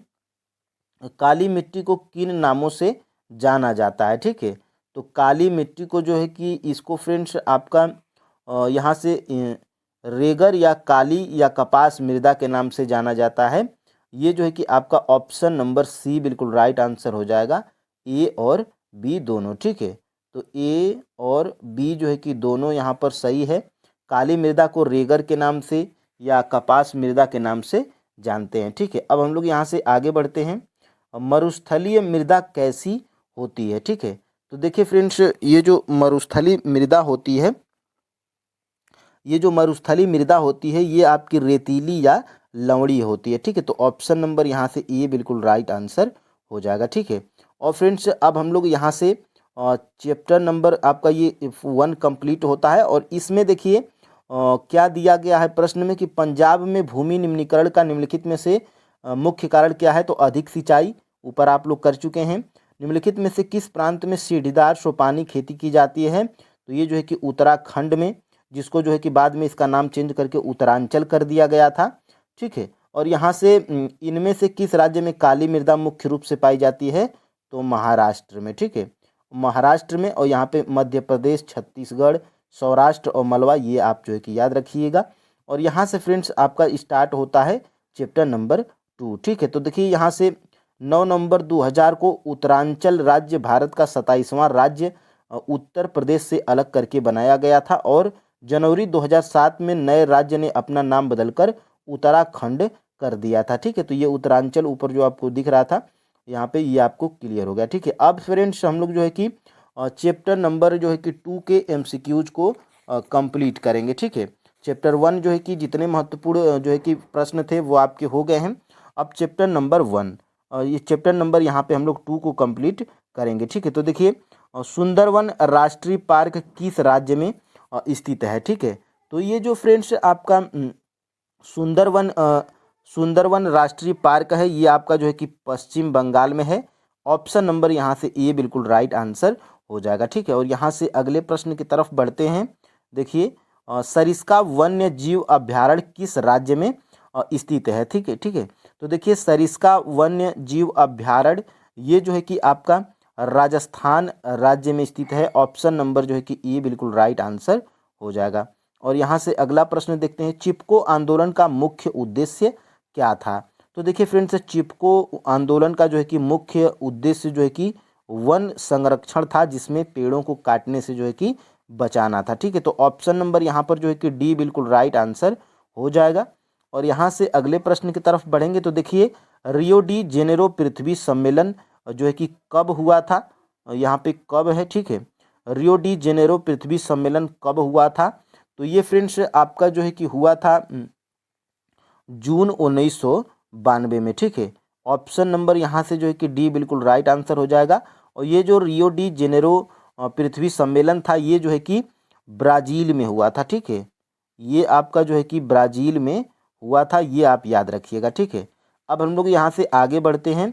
रियो डी जेनेरो पृथ्वी सम्मेलन कब हुआ था, तो लग रहा है कि 2 बार यही प्रश्न टाइप हो गया है, जून 1992। ठीक है, तो ये आप याद रखिएगा, ब्राज़ील शहर में। ठीक है, तो ये आप जो है कि याद रखिएगा।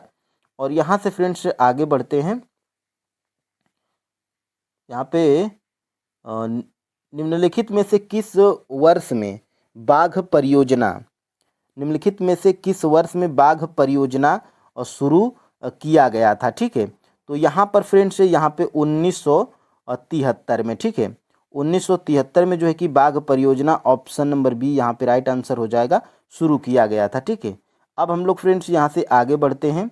1952 में भारत निम्न में से किस प्रजाति को विलुप्त घोषित कर चुका है। ठीक है, तो ये फ्रेंड्स आपका जो है कि ये जो एशियाई चीता है, इसको जो है कि आपका इसको जो है कि 1952 में भारत जो है कि इसको विलुप्त घोषित कर चुका है। ठीक है, तो ऑप्शन नंबर यहाँ से डी बिल्कुल राइट आंसर हो जाएगा। और यहाँ से अगले प्रश्न की तरफ बढ़ते हैं। देखिए काला हिरण निम्नलिखित में से किस श्रेणी के जीवों के अंतर्गत आता है। ठीक है, तो ये लुप्त प्रजाति के अंतर्गत आता है। ऑप्शन नंबर यहाँ से डी बिल्कुल राइट आंसर हो जाएगा। ठीक है, और यहाँ से अगले प्रश्न की तरफ बढ़ते हैं। देखिए निम्नलिखित में से किस जीव के लिए जैव विविधता महत्वपूर्ण है। तो देखिए फ्रेंड्स, ये जो है कि मनुष्य के लिए जैव विविधता आवश्यक है। ठीक है, तो ऑप्शन नंबर यहाँ से सी बिल्कुल राइट आंसर हो जाएगा। और यहाँ से देखते हैं आगे। 1991 में संरक्षित प्रजातियों की सूची में पहली बार किस प्रजाति को शामिल किया गया था। ठीक है, तो इसमें पौधों को शामिल किया गया था। ऑप्शन नंबर यहाँ से सी बिल्कुल राइट आंसर हो जाएगा। 1991 में संरक्षित प्रजातियों की सूची में पहली बार जो है कि पौधों को जो है कि यहाँ पे शामिल किया गया था। ठीक है, अब हम लोग आगे बढ़ते हैं। यहाँ से 1980 और 1986 के तहत किनको संरक्षित जातियों में शामिल किया गया। ठीक है, तो देखिए फ्रेंड्स, ये जो है कि उपरोक्त सभी, यानी कि फ्रेंड्स 1980 और 1986 के तहत जो है कि तितलियों को, पतंगों को, भृगों को और ड्रैगन फ्लाई को जो है कि संरक्षित जातियों में शामिल किया गया था। ठीक है, अब हम लोग आगे बढ़ते हैं यहाँ से। बांधवगढ़ राष्ट्रीय उद्यान किस राज्य में है? ठीक है, तो बांधवगढ़ राष्ट्रीय उद्यान फ्रेंड्स आपका जो है कि मध्य प्रदेश राज्य में स्थित है। ठीक है, तो ऑप्शन नंबर यहाँ से सी बिल्कुल राइट आंसर हो जाएगा। और यहाँ से आगे बढ़ते हैं। यहाँ से कार्बेट राष्ट्रीय उद्यान किस राज्य में है? ठीक है, तो कार्बेट राष्ट्रीय उद्यान की बात करेंगे तो ये आपका उत्तराखंड राज्य में स्थित है। ऑप्शन नंबर डी बिल्कुल राइट आंसर हो जाएगा। और यहाँ से आगे बढ़ते हैं। देखिए, वन और बंजर भूमि को जो सरकार व्यक्तियों और समुदायों के स्वामित्व में होते हैं उन्हें हम लोग क्या कहते हैं? तो देखिए फ्रेंड्स, वन और बंजर भूमि जो सरकार और व्यक्तियों और समुदायों के स्वामित्व में होते हैं उसे हम लोग अवर्गीकृत वन की श्रेणी में रखते हैं। ठीक है, तो ऑप्शन नंबर यहाँ से डी बिल्कुल राइट आंसर हो जाएगा। और यहाँ से आगे बढ़ते हैं। देखिएगा, हिमालय यव क्या है? तो फ्रेंड्स देखिए, हिमालय यव जो है कि यह एक प्रकार का एक औषधीय पौधा है जिसका जिक्र आपके एनसीईआरटी बुक्स में किया गया है। ठीक है, तो हिमालय यव जो है कि एक औषधि पौधा है। ऑप्शन नंबर बी यहाँ पे राइट आंसर है। और देखिए, यहाँ पे 16 नंबर के प्रश्न को देखेंगे। देखिए, निम्नलिखित में से कौन भारत के वनों और वन्य जीव संसाधनों के प्रबंधन का प्रभारी है? ठीक है, तो ये जो है कि आपका राइट आंसर क्या है? वन विभाग। तो ये सब जानकारी जो है कि आपका वन विभाग ही तो रखेगा। और यहाँ पे वनों और वन्य जीव संसाधनों के प्रबंधन का प्रभारी कौन होता है?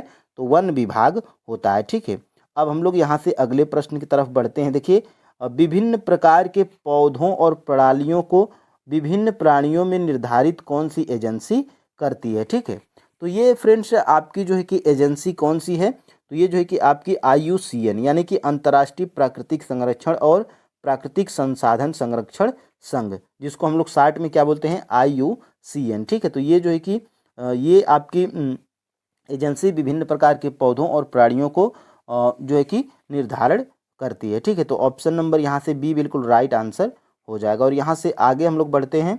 देखिए, निम्नलिखित में से कौन सा पक्षी द क्रिटिकल प्रजाति की श्रेणी में नहीं आता है? ठीक है, तो ये फ्रेंड्स आपका जो है कि इसमें ये इसका जो है कि राइट आंसर क्या है? मोर। यहाँ पे ऑप्शन नंबर जो है कि बी बिल्कुल राइट आंसर हो जाएगा। ये जो मोर है फ्रेंड्स, ये जो है कि आपके द क्रिटिकल प्रजाति की श्रेणी में नहीं आता है। ठीक है, और हम लोग आगे बढ़ते हैं। और देखिए फ्रेंड्स, ये आपके जो एनसीईआरटी बुक्स में दिए गए हैं उन्हीं चीज़ों की हम लोग प्रैक्टिस करते हैं। ठीक है, तो देखिए यहाँ से 19 नंबर का प्रश्न क्या है?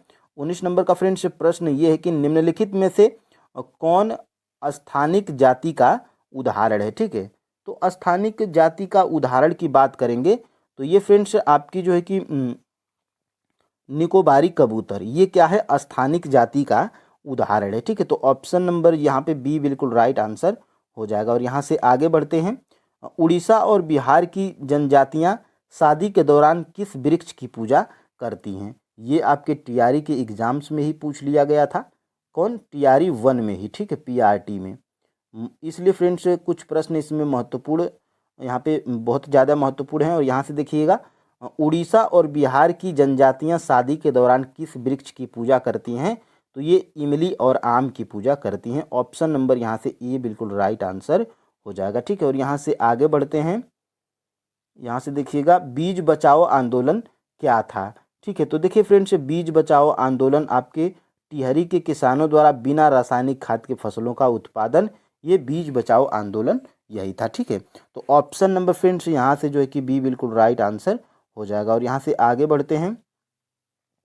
राजस्थान के अलवर जिले के 5 गाँव के लोगों ने 1200 हेक्टेयर वन भूमि भैरव देव डाकौ सेंचुरी घोषित कर दी। इसका क्या उद्देश्य था?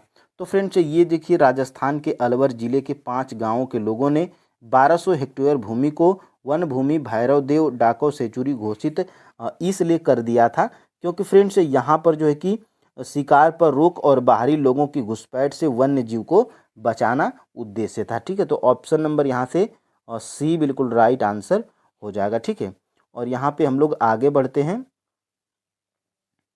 यहाँ पे देख लेते हैं और यहाँ से ये चैप्टर भी आपका जो है कि कंप्लीट होता है, चैप्टर नंबर 2। अब देखिए फ्रेंड्स, हम लोग चैप्टर नंबर जो है कि 3 को कंप्लीट करेंगे।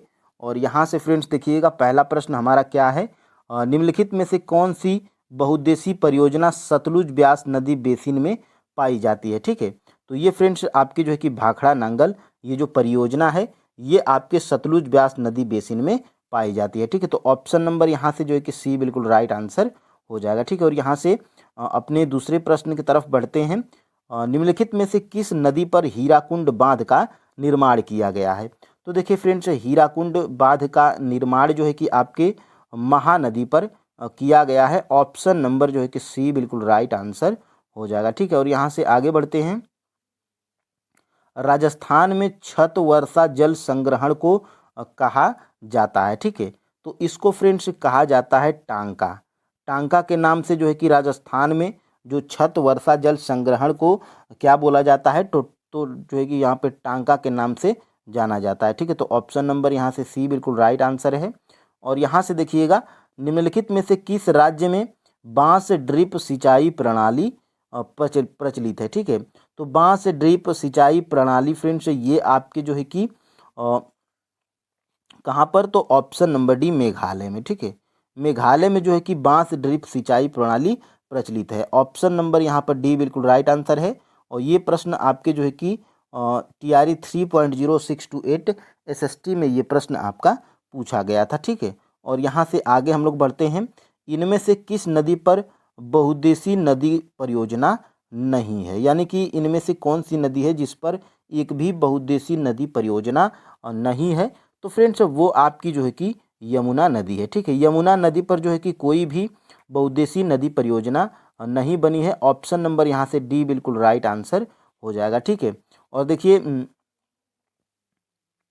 सतलुज ब्यास पे देखिए कौन सी है, तो सतलुज ब्यास पे जो है कि आपकी भांखड़ा है, आपकी जो है कि भांखड़ा परियोजना है। और यहाँ से फ्रेंड्स आपकी महानदी पे कौन है, तो महानदी पर जो है कि आपकी हीराकुंड है, हीराकुंड बांध परियोजना है। और यहाँ पे आपके नर्मदा नदी पे कौन है, तो नर्मदा नदी पर जो है कि सरदार सरोवर बांध बनाया गया है। ठीक है, सरदार सरोवर बांध, तो ये आप याद रखिएगा। और यमुना नदी पर जो है कि कोई भी बहुउद्देशीय परियोजना नहीं बनी है। ठीक है, अब देखिए आगे हम लोग बढ़ते हैं। सरदार सरोवर परियोजना में कौन कौन से राज्य शामिल हैं। ठीक है, तो देखिए फ्रेंड्स, सरदार सरोवर परियोजना में जो है कि आपके यहाँ पर महाराष्ट्र भी शामिल है, मध्य प्रदेश, गुजरात और राजस्थान, ये 4 ही राज्य शामिल हैं। इसलिए फ्रेंड्स आपका जो है कि उपरोक्त में से सभी आपका जो है कि राइट आंसर हो जाएगा। ठीक है, और यहाँ से आगे बढ़ते हैं। इनमें से किसने बांधों को आधुनिक भारत का मंदिर कहा था। ठीक है, तो ये फ्रेंड्स आपके जवाहरलाल नेहरू जी थे। इन्होंने जो है कि बांधों को क्या कहा था, कि आधुनिक भारत का मंदिर कहा था। ठीक है, तो ऑप्शन नंबर यहाँ से बी राइट आंसर है। और यहाँ पे देखते हैं, विश्व में जल के कुल आयतन का कितने प्रतिशत भाग अलवणीय है। ठीक है, तो इसमें फ्रेंड्स अलवणीय का मतलब कि जो है कि पीने योग्य है, स्वच्छ जल है। तो देखिए फ्रेंड्स 8 का जो है कि राइट आंसर क्या है, 2.5। ठीक है, 2.5 है, और कहीं कहीं पर जो है कि 3% भी देता है। और ये आपके क्लास 10th की NCERT में दिया गया है। ठीक है, तो विश्व में जल के कुल आयतन का जो है कि 2.5 भाग अलवणीय है। ठीक है, अब हम लोग यहाँ से आगे बढ़ते हैं। इनमें से कौन 11वीं शताब्दी में निर्मित प्राचीन भारत की सबसे बड़ी कृत्रिम झीलों में से एक है। ठीक है, तो 11वीं शताब्दी में निर्मित जो है कि प्राचीन भारत की सबसे बड़ी कृत्रिम झील कौन सी है, तो ये है फ्रेंड्स आपकी भोपाल झील। ठीक है, तो ऑप्शन नंबर यहाँ से सी बिल्कुल राइट आंसर हो जाएगा। ठीक है, और यहाँ से देखते हैं अपना अगला प्रश्न। इनमें से किस क्षेत्र में गुल और कुल का उपयोग कृषि के पानी के उपयोग के लिए किया जाता है। ठीक है, तो फ्रेंड्स ये जो देखिए, ये जो गुल और कुल होते हैं, ये आपके फ्रेंड्स जो है कि पश्चिमी हिमालय, ठीक है, ये आपके जो है कि पश्चिमी हिमालय के जो है कि पश्चिमी हिमालय के जो है कि कृषि के पानी के उपयोग के लिए किया जाता है गुल और कुल का उपयोग। ठीक है, तो ऑप्शन नंबर यहाँ से सी बिल्कुल राइट आंसर हो जाएगा। ठीक है, और यहाँ से आगे बढ़ते हैं। देखिए निम्न में से किन कारणों से छत वर्षा जल संग्रहण खासकर राजस्थान में आमतौर पर की जाती है। ठीक है, तो ये जो है कि छत वर्षा जल संग्रहण किन कारणों से जो है कि किया जाता है राजस्थान में आमतौर पर। तो देखिए फ्रेंड्स, यहाँ पे पीने के पानी को संग्रहित करने के लिए। ठीक है, यहाँ पे जो है कि पानी की जो है कि बहुत ही वैसे ही शुष्क प्रदेश है। और यहाँ पे फ्रेंड्स हम लोग आगे बढ़ते हैं और यहाँ से देखते हैं निम्नलिखित में से कौन ताज़ा पानी का स्रोत है। ठीक है, तो देखिए फ्रेंड्स, ताज़ा पानी का स्रोत जो है कि ये जो भूजल होता है ये है। ठीक है, तो ऑप्शन नंबर जो है कि सी बिल्कुल राइट आंसर हो जाएगा। ठीक है, और यहाँ पे आगे हम लोग बढ़ते हैं, निम्नलिखित में से कौन सा अलवणीय जल का स्रोत है। ठीक है, तो अलवणीय जल का स्रोत देखिए वर्षण भी है, सतही जल, भौम जल, ये सभी क्या हैं, अलवणीय जो है कि जल के स्रोत हैं। ठीक है, तो ऑप्शन नंबर यहाँ से डी बिल्कुल राइट आंसर हो जाएगा। ठीक है, अब हम लोग यहाँ से आगे बढ़ते हैं, पहाड़ी और पर्वतीय क्षेत्रों में वर्षा जल संग्रहण के लिए निम्नलिखित में से कौन सी विधि अपनाई जाती है। ठीक है, तो ये जो है कि विधि अपनाई जाती है गुल अथवा कुल। ठीक है, पहाड़ी और पर्वतीय क्षेत्रों में वर्षा जल संग्रहण के लिए गुल अथवा कुल विधि अपनाई जाती है। ठीक है, अपनाई जाती है। ऑप्शन नंबर यहाँ से डी बिल्कुल राइट आंसर हो जाएगा। ठीक है, वो यहाँ से आगे बढ़ते हैं, देखिए नागार्जुन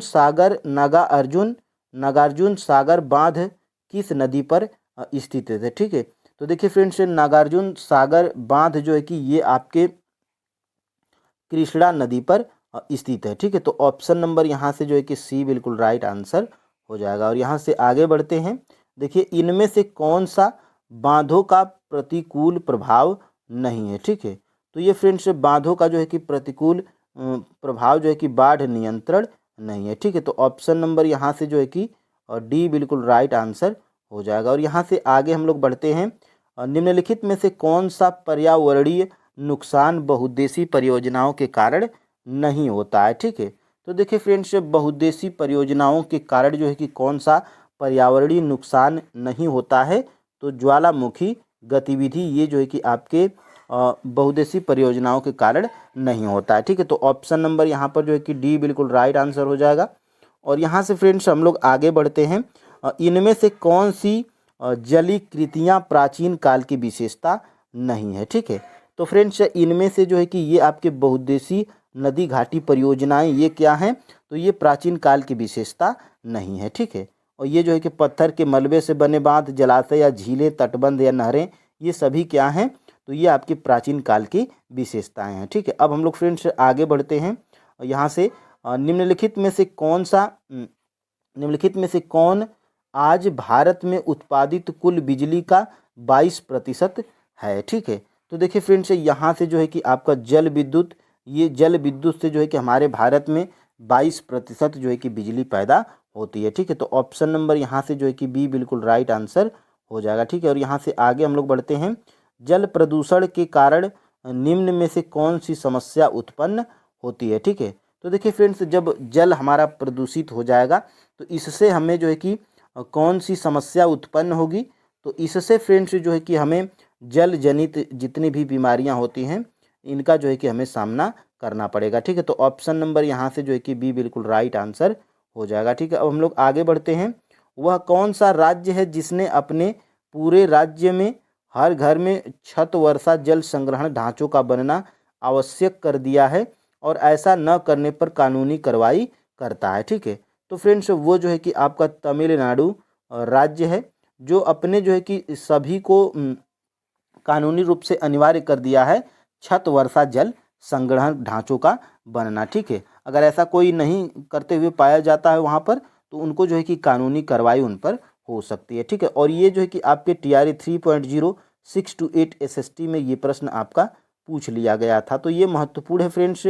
और यहाँ से देखिएगा, चाय की खेती निम्न में से किस प्रकार का एक उदाहरण है। ठीक है, तो देखिए फ्रेंड्स, यहाँ पे आपका जो है कि यहाँ पे अगर देखते हैं कौन सा चैप्टर हमारा था, तो यहाँ पे 21 यहाँ पे हमारा जो है कि प्रश्न था चैप्टर नंबर 3 में।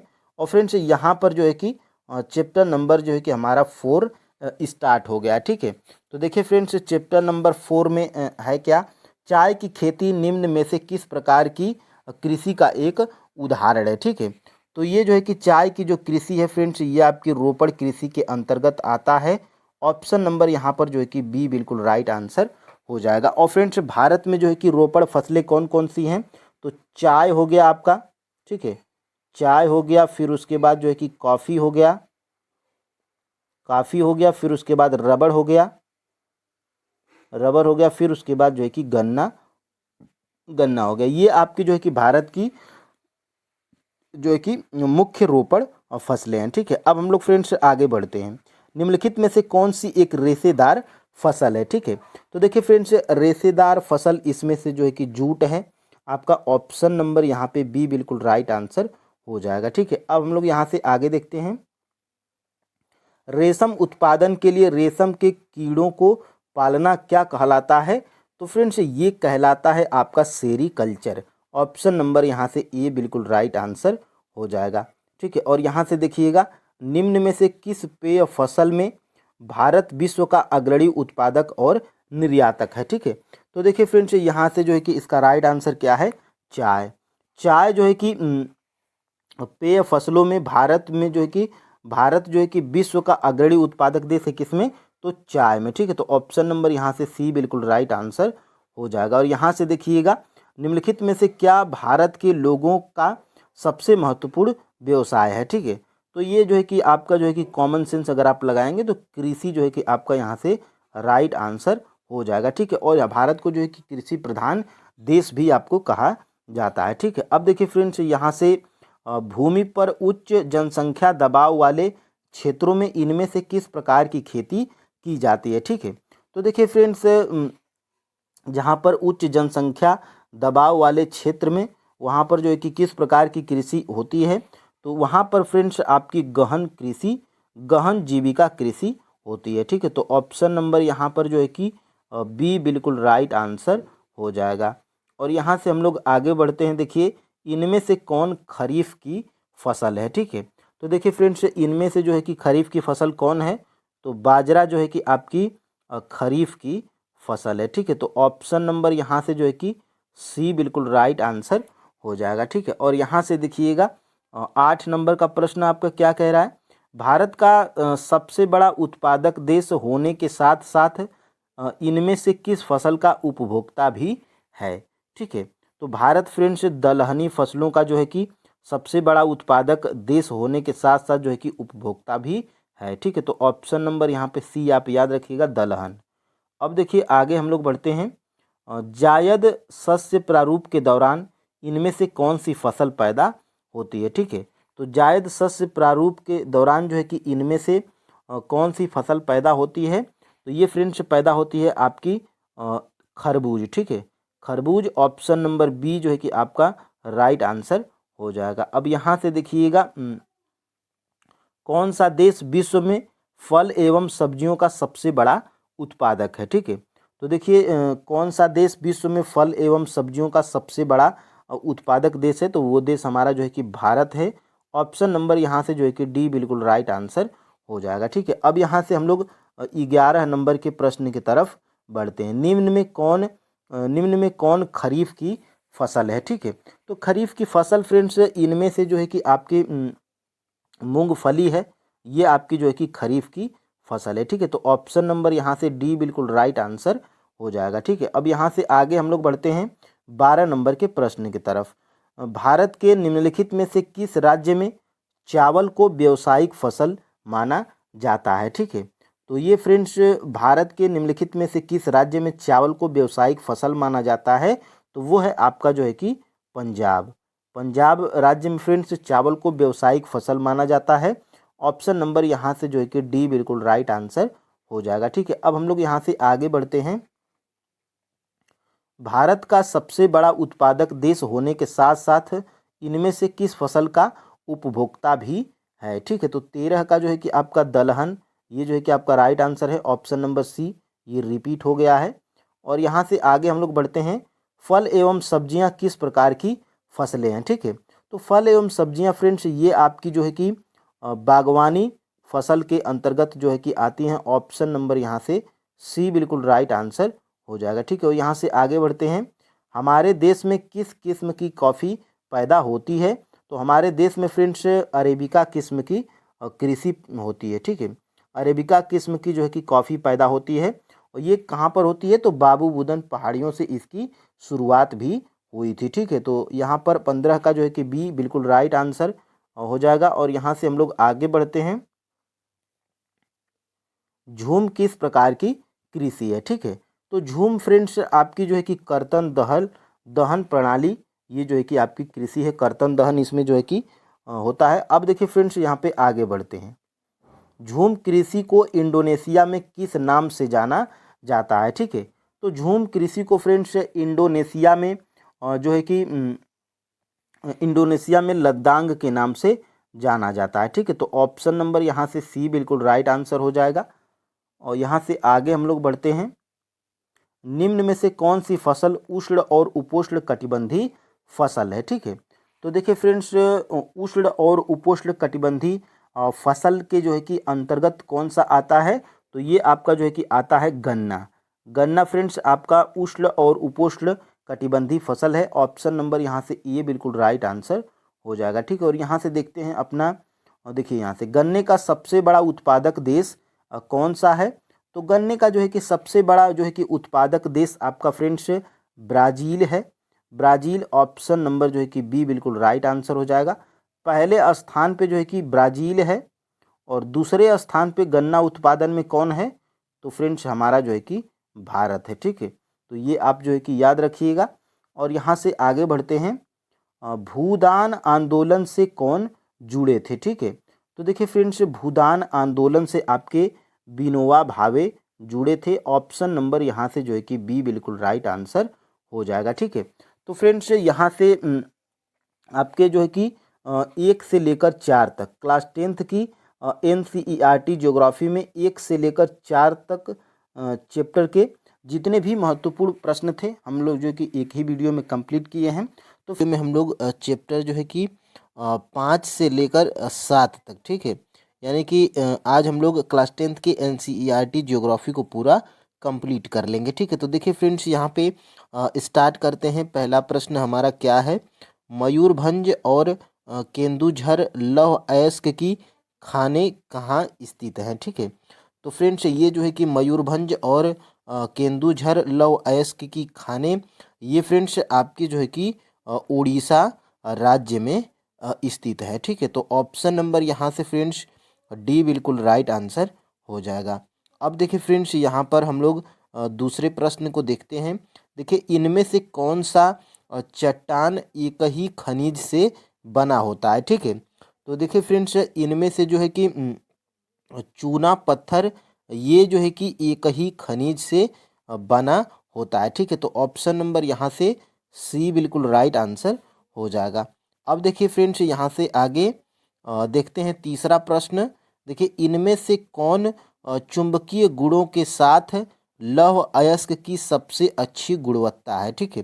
तो देखिए फ्रेंड्स इनमें से जो है कि कौन चुंबकीय गुणों के साथ लौह अयस्क की सबसे अच्छी गुणवत्ता है, तो फ्रेंड्स ये है आपका मैग्नेटाइट, ठीक है। ऑप्शन नंबर यहाँ से जो है कि ए बिल्कुल राइट आंसर हो जाएगा।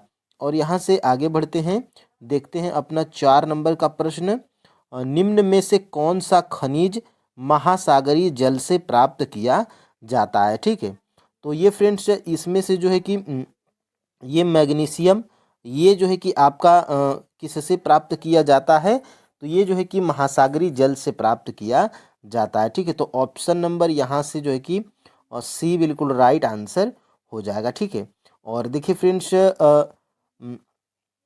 नमक, मैग्नीशियम, ब्रोमाइन और सिलिका, ये जो है कि आपकी महासागरीय जल से प्राप्त किया जाता है। कौन, तो यहाँ पे फ्रेंड्स आपका जो है कि नमक भी हो जाएगा और मैग्नीशियम भी हो जाएगा। मैग्नीशियम आपका जो है कि हो ही गया है, ठीक है, मैग्नीशियम हो गया है। और यहाँ पे ब्रोमाइन, ठीक है, ब्रोमाइन भी आपका जो है कि ब्रोमाइन भी आपका महासागरीय जल से प्राप्त होता है, ब्रोमाइन। और यहाँ पे सिलिका, ठीक है, तो सिलिका आप जो है कि याद रखिएगा, ठीक है। यहाँ पे फ्रेंड्स हम लोग आगे बढ़ते हैं और देखिए निम्न में से कौन सा खनिज सबसे कठोर है, ठीक है।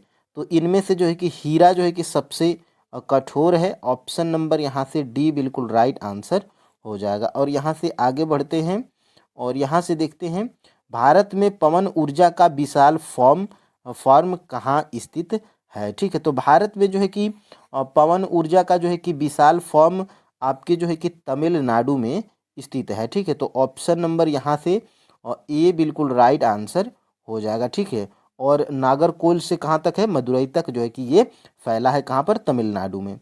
अब देखिए फ्रेंड्स यहाँ पर देखते हैं प्लेसर निक्षेप किन खनिजों को कहते हैं। ठीक है, तो देखिए फ्रेंड्स प्लेसर निक्षेप जो है कि आपको सोना को, चांदी को, टीना को, और यहाँ पे इसमें एक और आता है प्लेटिनम। ठीक है, तो प्लेटिनम भी है आपका जो है कि ये किस में आते हैं, तो प्लेसर निक्षेप में आते हैं। तो यहाँ पर उपरोक्त सभी आपका जो है कि राइट आंसर हो जाएगा ऑप्शन नंबर डी। ठीक है, अब देखिए यहाँ से आगे बढ़ते हैं निम्नलिखित में से जीवाश्म खनिज कौन सा है। तो देखिए फ्रेंड्स इसमें से जो है कि जीवाश्म खनिज आपका जो है कि कोयला है। आपका ऑप्शन नंबर बी बिल्कुल राइट आंसर हो जाएगा। इसमें आपका जो है कि पेट्रोलियम भी आ जाएगा। ठीक है, पेट्रोलियम भी क्या है, ये जो है कि जीवाश्म खनिज है। ठीक है, तो पेट्रोलियम आप जो है कि याद रखिएगा। अब देखिए फ्रेंड्स आगे हम लोग बढ़ते हैं यहाँ से मैग्नेटाइट में कितने प्रतिशत लोहांश पाया जाता है। ठीक है, तो देखिए फ्रेंड्स मैग्नेटाइट में जो है कि 70% जो है कि लोहांश पाया जाता है। ऑप्शन नंबर यहाँ से जो है कि सी बिल्कुल राइट आंसर हो जाएगा।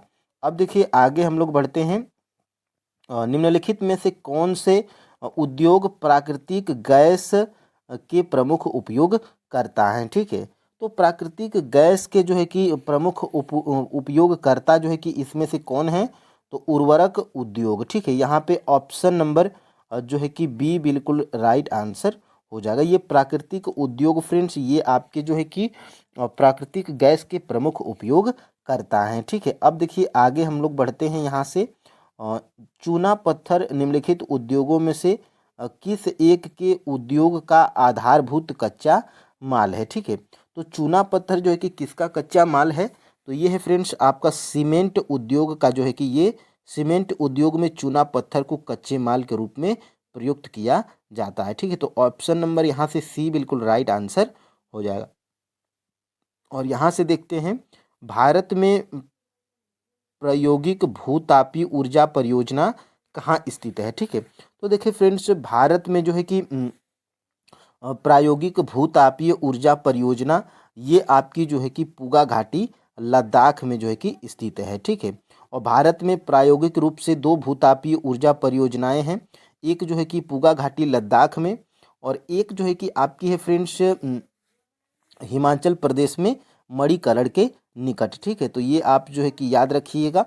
और यहाँ से आगे हम लोग बढ़ते हैं कठोर कोयले की उच्चतम गुणवत्ता है। ठीक है, तो देखिए फ्रेंड्स कठोर कोयले की उच्चतम गुणवत्ता आपकी जो है कि एंथ्रेसाइट है। ठीक है, ऑप्शन नंबर यहाँ से डी बिल्कुल राइट आंसर हो जाएगा। और यहाँ से आगे हम लोग बढ़ते हैं देखिए निम्न में से कौन सा खनिज ब्लीचिंग पाउडर और पेंट कीटनाशक बनाने में उपयोग होता है। ठीक है, तो ये फ्रेंड्स आपका जो है कि निम्नलिखित में से कौन सा खनिज ब्लीचिंग पाउडर, पेंट, कीटनाशक बनाने में उपयोग होता है, तो वो है फ्रेंड्स आपका जो है कि मैग्नीज।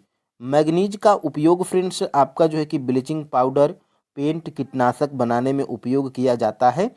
ऑप्शन नंबर यहाँ से ए बिल्कुल राइट आंसर हो जाएगा। ठीक है, अब यहाँ से आगे हम लोग बढ़ते हैं देखिए उड़ीसा निम्नलिखित खनिजों में से किसका अग्रणी उत्पादक है। ठीक है, तो देखिए फ्रेंड्स उड़ीसा जो है कि आपका मैग्नीज अयस्क का जो है कि अग्रणी उत्पादक राज्य है। ऑप्शन नंबर यहाँ से सी बिल्कुल राइट आंसर हो जाएगा। और यहाँ से आगे हम लोग बढ़ते हैं निम्नलिखित में से कौन सा एक ईंधन खनिज है। ठीक है, तो इसमें से जो है कि फ्रेंड्स थोरियम ये है क्या, तो थोरियम फ्रेंड्स आपका जो है कि ईंधन खनिज है। ऑप्शन नंबर यहाँ से सी बिल्कुल राइट आंसर हो जाएगा। अब देखिए यहाँ से आगे बढ़ते हैं निम्न में कौन सा अलौह धात्विक खनिज है। ठीक है, तो इनमें फ्रेंड्स अलौह धात्विक खनिज जो है कि आपका बॉक्साइट है। ऑप्शन नंबर यहाँ से जो है कि डी बिल्कुल राइट आंसर हो जाएगा। ठीक है, और देखिए फ्रेंड्स कोबाल्ट, मैग्नीज और निकेल ये जो है कि क्या है, तो ये आपकी जो है कि लव धात्विक हैं, ठीक है। और बॉक्साइट क्या है, अलव धात्विक है, ठीक है। तो ये आप जो है कि याद रखिएगा, लव धात्विक कोबाल्ट मैग्नीज निकेल, और बॉक्साइट क्या है, अलव धात्विक है, ठीक है। अब देखिए फ्रेंड्स यहाँ से आगे बढ़ते हैं, निम्न में से कौन सा अधात्विक खनिज नहीं है, ठीक है। तो इनमें फ्रेंड्स जो है कि अधात्विक खनिज जो है कि आपका प्लेटिनम नहीं है, ठीक है। और ये जो है कि ऊपर क्या है, ये सभी जो है कि अधात्विक खनिज हैं, ठीक है। तो ये जो है कि आप याद रखिएगा। अब देखिए फ्रेंड्स आगे हम लोग बढ़ते हैं, निम्न में से कौन सा ऊर्जा खनिज नहीं है, ठीक है। तो इसमें से फ्रेंड्स आपका जो है कि अभ्रक, ये है क्या, तो अभ्रक फ्रेंड्स आपका जो है कि ऊर्जा खनिज नहीं है। ऑप्शन नंबर यहाँ से डी बिल्कुल राइट आंसर हो जाएगा। कोयला, पेट्रोलियम गैस, ये क्या है, ऊर्जा जो है कि प्रदान करने वाली खनिज हैं, ठीक है। तो ये आप जो है कि याद रखिएगा। अब देखिए फ्रेंड्स यहाँ से आगे हम लोग बढ़ते हैं, बिजली के तार बनाने, इलेक्ट्रॉनिक्स और रसायन उद्योगों में किसका उपयोग किया जाता है। तो फ्रेंड्स इसमें जो है कि तांबा का उपयोग किया जाता है, और बिजली के तार बनाने में, इलेक्ट्रॉनिक्स और रसायन उद्योग में जो है कि तांबा का उपयोग किया जाता है, ठीक है। तो ऑप्शन नंबर यहाँ से बी बिल्कुल राइट आंसर हो जाएगा। और यहाँ से देखते हैं 21 नंबर का प्रश्न, निम्नलिखित में से कौन सा लोहे का प्रकार नहीं है, ठीक है। तो देखिए फ्रेंड्स सबसे पहले लोहे के 4 प्रकार होते हैं, और इसमें से जो है कि आपका लोहे का प्रकार जो है कि ये सोलोनाइट, ये जो है कि लोहे का प्रकार नहीं है, ठीक है, नहीं है। और ये जो है कि मैग्नेटाइट, हेमाटाइट और लिमोनाइट, ये क्या है। और एक और होता है फ्रेंड्स, वो होता है आपका सीडेराइट, ठीक है। ये आपका जो है कि और होता है सीडेराइट। ये जो है कि लोहे के 4 प्रकार हैं, ठीक है। अब देखिए आगे हम लोग बढ़ते हैं, निम्नलिखित लौह अयस्क की पेटियों में से कौन सी भारत में नहीं है, ठीक है। तो लौह अयस्क की पेटियां, इनमें से कौन सी भारत में नहीं है। तो ये फ्रेंड्स आपकी जो है कि कोलकाता, ये जो है कि आपकी भारत में नहीं है, ठीक है। और देखिए उड़ीसा, झारखंड पेटी, दुर्गा, बस्तर, चंद्रपुर पेटी, महाराष्ट्र, गोवा पेटी, ये क्या है, तो ये आपकी जो है कि भारत में हैं, ठीक है। तो ये आप जो है कि याद रखिएगा, भारत में है, ठीक है। अब देखिए हम लोग फ्रेंड्स आगे बढ़ते हैं, यहाँ से अपना जो है कि 23 नंबर का प्रश्न, पाइराइट का मुख्य उत्पादक राज्य कौन सा है, ठीक है। तो देखिए फ्रेंड्स पाइराइट का मुख्य उत्पादक राज्य जो है कि बिहार राज्य है। ऑप्शन नंबर यहाँ से सी बिल्कुल राइट आंसर हो जाएगा। और देखिए फ्रेंड्स आप जो है कि कोई भी एग्ज़ाम देते हैं, आपको जो है कि प्रश्न NCERT से जरूर मिलेंगे, ठीक है। तो ये आपको चैप्टर वाइज MCQs प्रोवाइड करवाए जा रहे हैं। ये क्लास फ्रेंड्स आपकी जो है कि बहुत ही महत्वपूर्ण होने वाली है, ठीक है। तो देखिए 24 नंबर का प्रश्न क्या है, निम्नलिखित में से कौन सा जीवाश्म ईंधन है, ठीक है।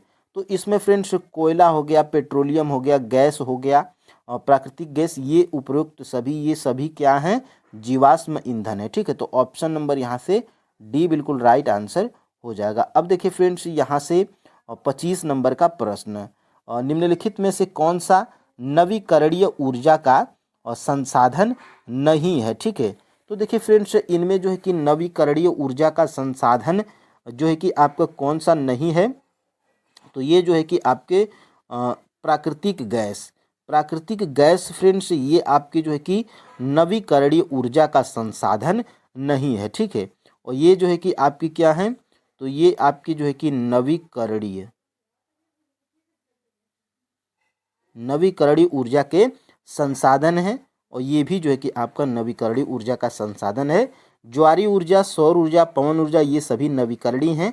और प्राकृतिक गैस ये क्या है, अनवीकरणीय ऊर्जा के संसाधन है, ठीक है। अब देखिए फ्रेंड्स यहाँ से 26 नंबर का प्रश्न, निम्नलिखित में से कौन सा अनवीकरणीय ऊर्जा का संसाधन नहीं है, ठीक है। तो इसमें फ्रेंड्स आपका जो है कि कचरे से उत्पादित ऊर्जा, ये क्या है, तो ये जो है कि आपकी अनवीकरणीय ऊर्जा के संसाधन नहीं है, ठीक है। देखिए पेट्रोलियम, परमाणु, सेल गैस, ये क्या है, अनवीकरणीय ऊर्जा के संसाधन है, ठीक है। तो ये आप जो है कि याद रखिएगा। और यहाँ से देखते हैं सबसे सर्वोत्तम गुण वाला कठोर कोयला कौन सा होता है।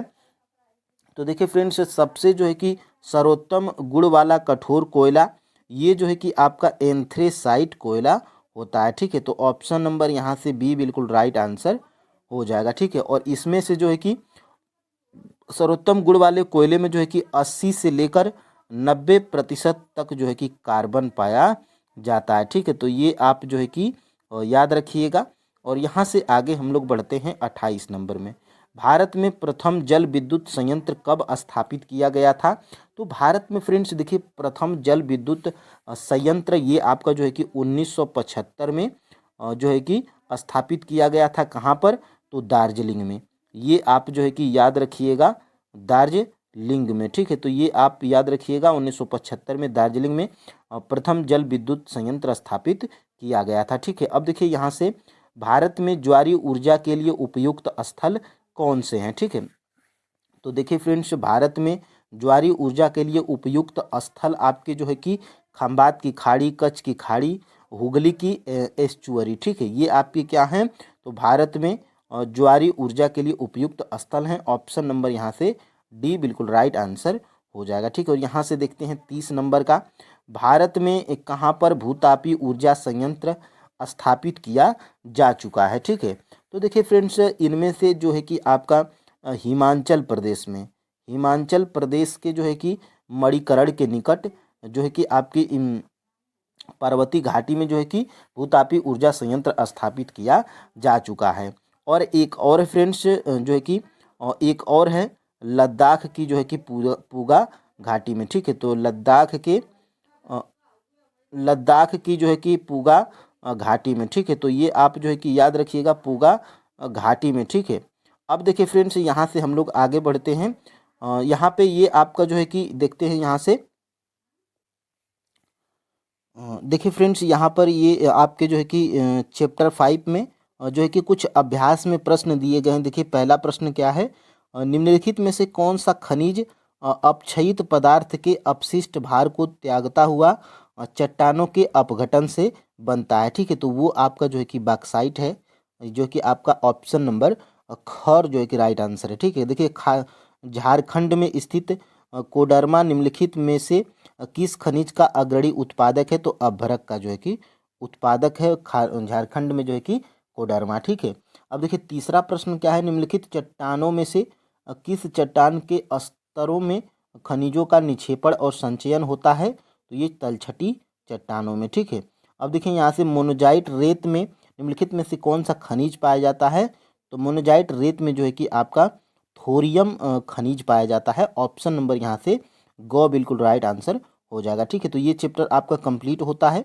और यहाँ से फ्रेंड्स हम लोग चैप्टर नंबर 6 को कंप्लीट करेंगे। ठीक है, देखिए किसी देश की आर्थिक ताकत इनमें से किसके विकास से मापी जाती है? ठीक है, तो विनिर्माण उद्योग। यहाँ पे फ्रेंड्स देखिए किसी भी देश की आर्थिक ताकत उनके जो है कि विनिर्माण उद्योग के विकास से मापी जाती है। ठीक है, तो ऑप्शन नंबर यहाँ से सी बिल्कुल राइट आंसर हो जाएगा। और चैप्टर नंबर 6 भी फ्रेंड्स आपका यही है, विनिर्माण उद्योग। ठीक है, अब देखिए यहाँ से आगे बढ़ते हैं। और निम्नलिखित में से कौन सा विकास आमतौर पर औद्योगिक गतिविधि का अनुसरण करता है? ठीक है, तो ये फ्रेंड्स आपका जो है कि कौन सा है? तो नगरीकरण। ठीक है, देखिए निम्नलिखित में से कौन सा विकास, तो नगरीकरण का जब आप विकास करिएगा तो ये जो है कि औद्योगिक गतिविधि का अनुसरण करता है। ठीक है, तो ऑप्शन नंबर यहाँ से बी बिल्कुल राइट आंसर हो जाएगा। और यहाँ से देखते हैं अपना जो है कि तीसरा प्रश्न, कच्चे माल को मूल्यवान उत्पादन में परिवर्तित कर अधिक मात्रा में वस्तुओं के उत्पादन की निम्नलिखित में से कौन सी प्रक्रिया है? तो ये फ्रेंड्स आपकी जो है कि द्वितीय प्रक्रिया है। ठीक है, ऑप्शन नंबर यहाँ से बी बिल्कुल राइट आंसर हो जाएगा। ठीक है, और देखिए फ्रेंड्स हम लोग फैक्ट जब कंप्लीट करेंगे तो आपको जो है कि बिल्कुल बुक से बिल्कुल यहाँ पे फैक्ट आपको मिल जाएंगे। ठीक है, देखिए इनमें से कौन उत्पादन का कारक नहीं है? ठीक है, तो इसमें फ्रेंड्स उत्पादन का कारक जो है कि आपका कच्चा माल नहीं है। ठीक है, तो ऑप्शन नंबर यहाँ पे बी बिल्कुल राइट आंसर हो जाएगा। और यहाँ से देखिएगा आगे हम लोग बढ़ते हैं। और इनमें से कौन सा कारक किसी उद्योग की अवस्थिति में सबसे महत्वपूर्ण भूमिका निभाता है? ठीक है, तो देखिए फ्रेंड्स देखिए यहाँ से जो है कि आपका option number D right answer है, पूंजी और न्यूनतम उत्पादन लागत। ये जो है कि आपका ये कारक है जो किसी उद्योग की अवस्थिति में महत्वपूर्ण भूमिका निभाता है। ठीक है, तो ऑप्शन नंबर यहाँ से डी बिल्कुल राइट आंसर हो जाएगा। ठीक है, और यहाँ से देखते हैं निम्नलिखित में से कौन सा उद्योग अन्य तीनों से प्रयुक्त कच्चे माल के स्रोत के आधार पर भिन्न है? ठीक है, तो देखिए फ्रेंड्स, ये जो है कि आपका पेट्रो रसायन, ये उद्योग आपका जो है कि भिन्न है। ठीक है, ये जो है कि आपका खनिज आधारित कच्चा माल है। ठीक है, खनिज आधारित जो है कि कच्चा माल है, खनिज आधारित यहाँ पे कच्चा माल है। ठीक है, और यहाँ पे फ्रेंड्स देखिएगा, ये सूती, चीनी और वनस्पति, ये क्या है?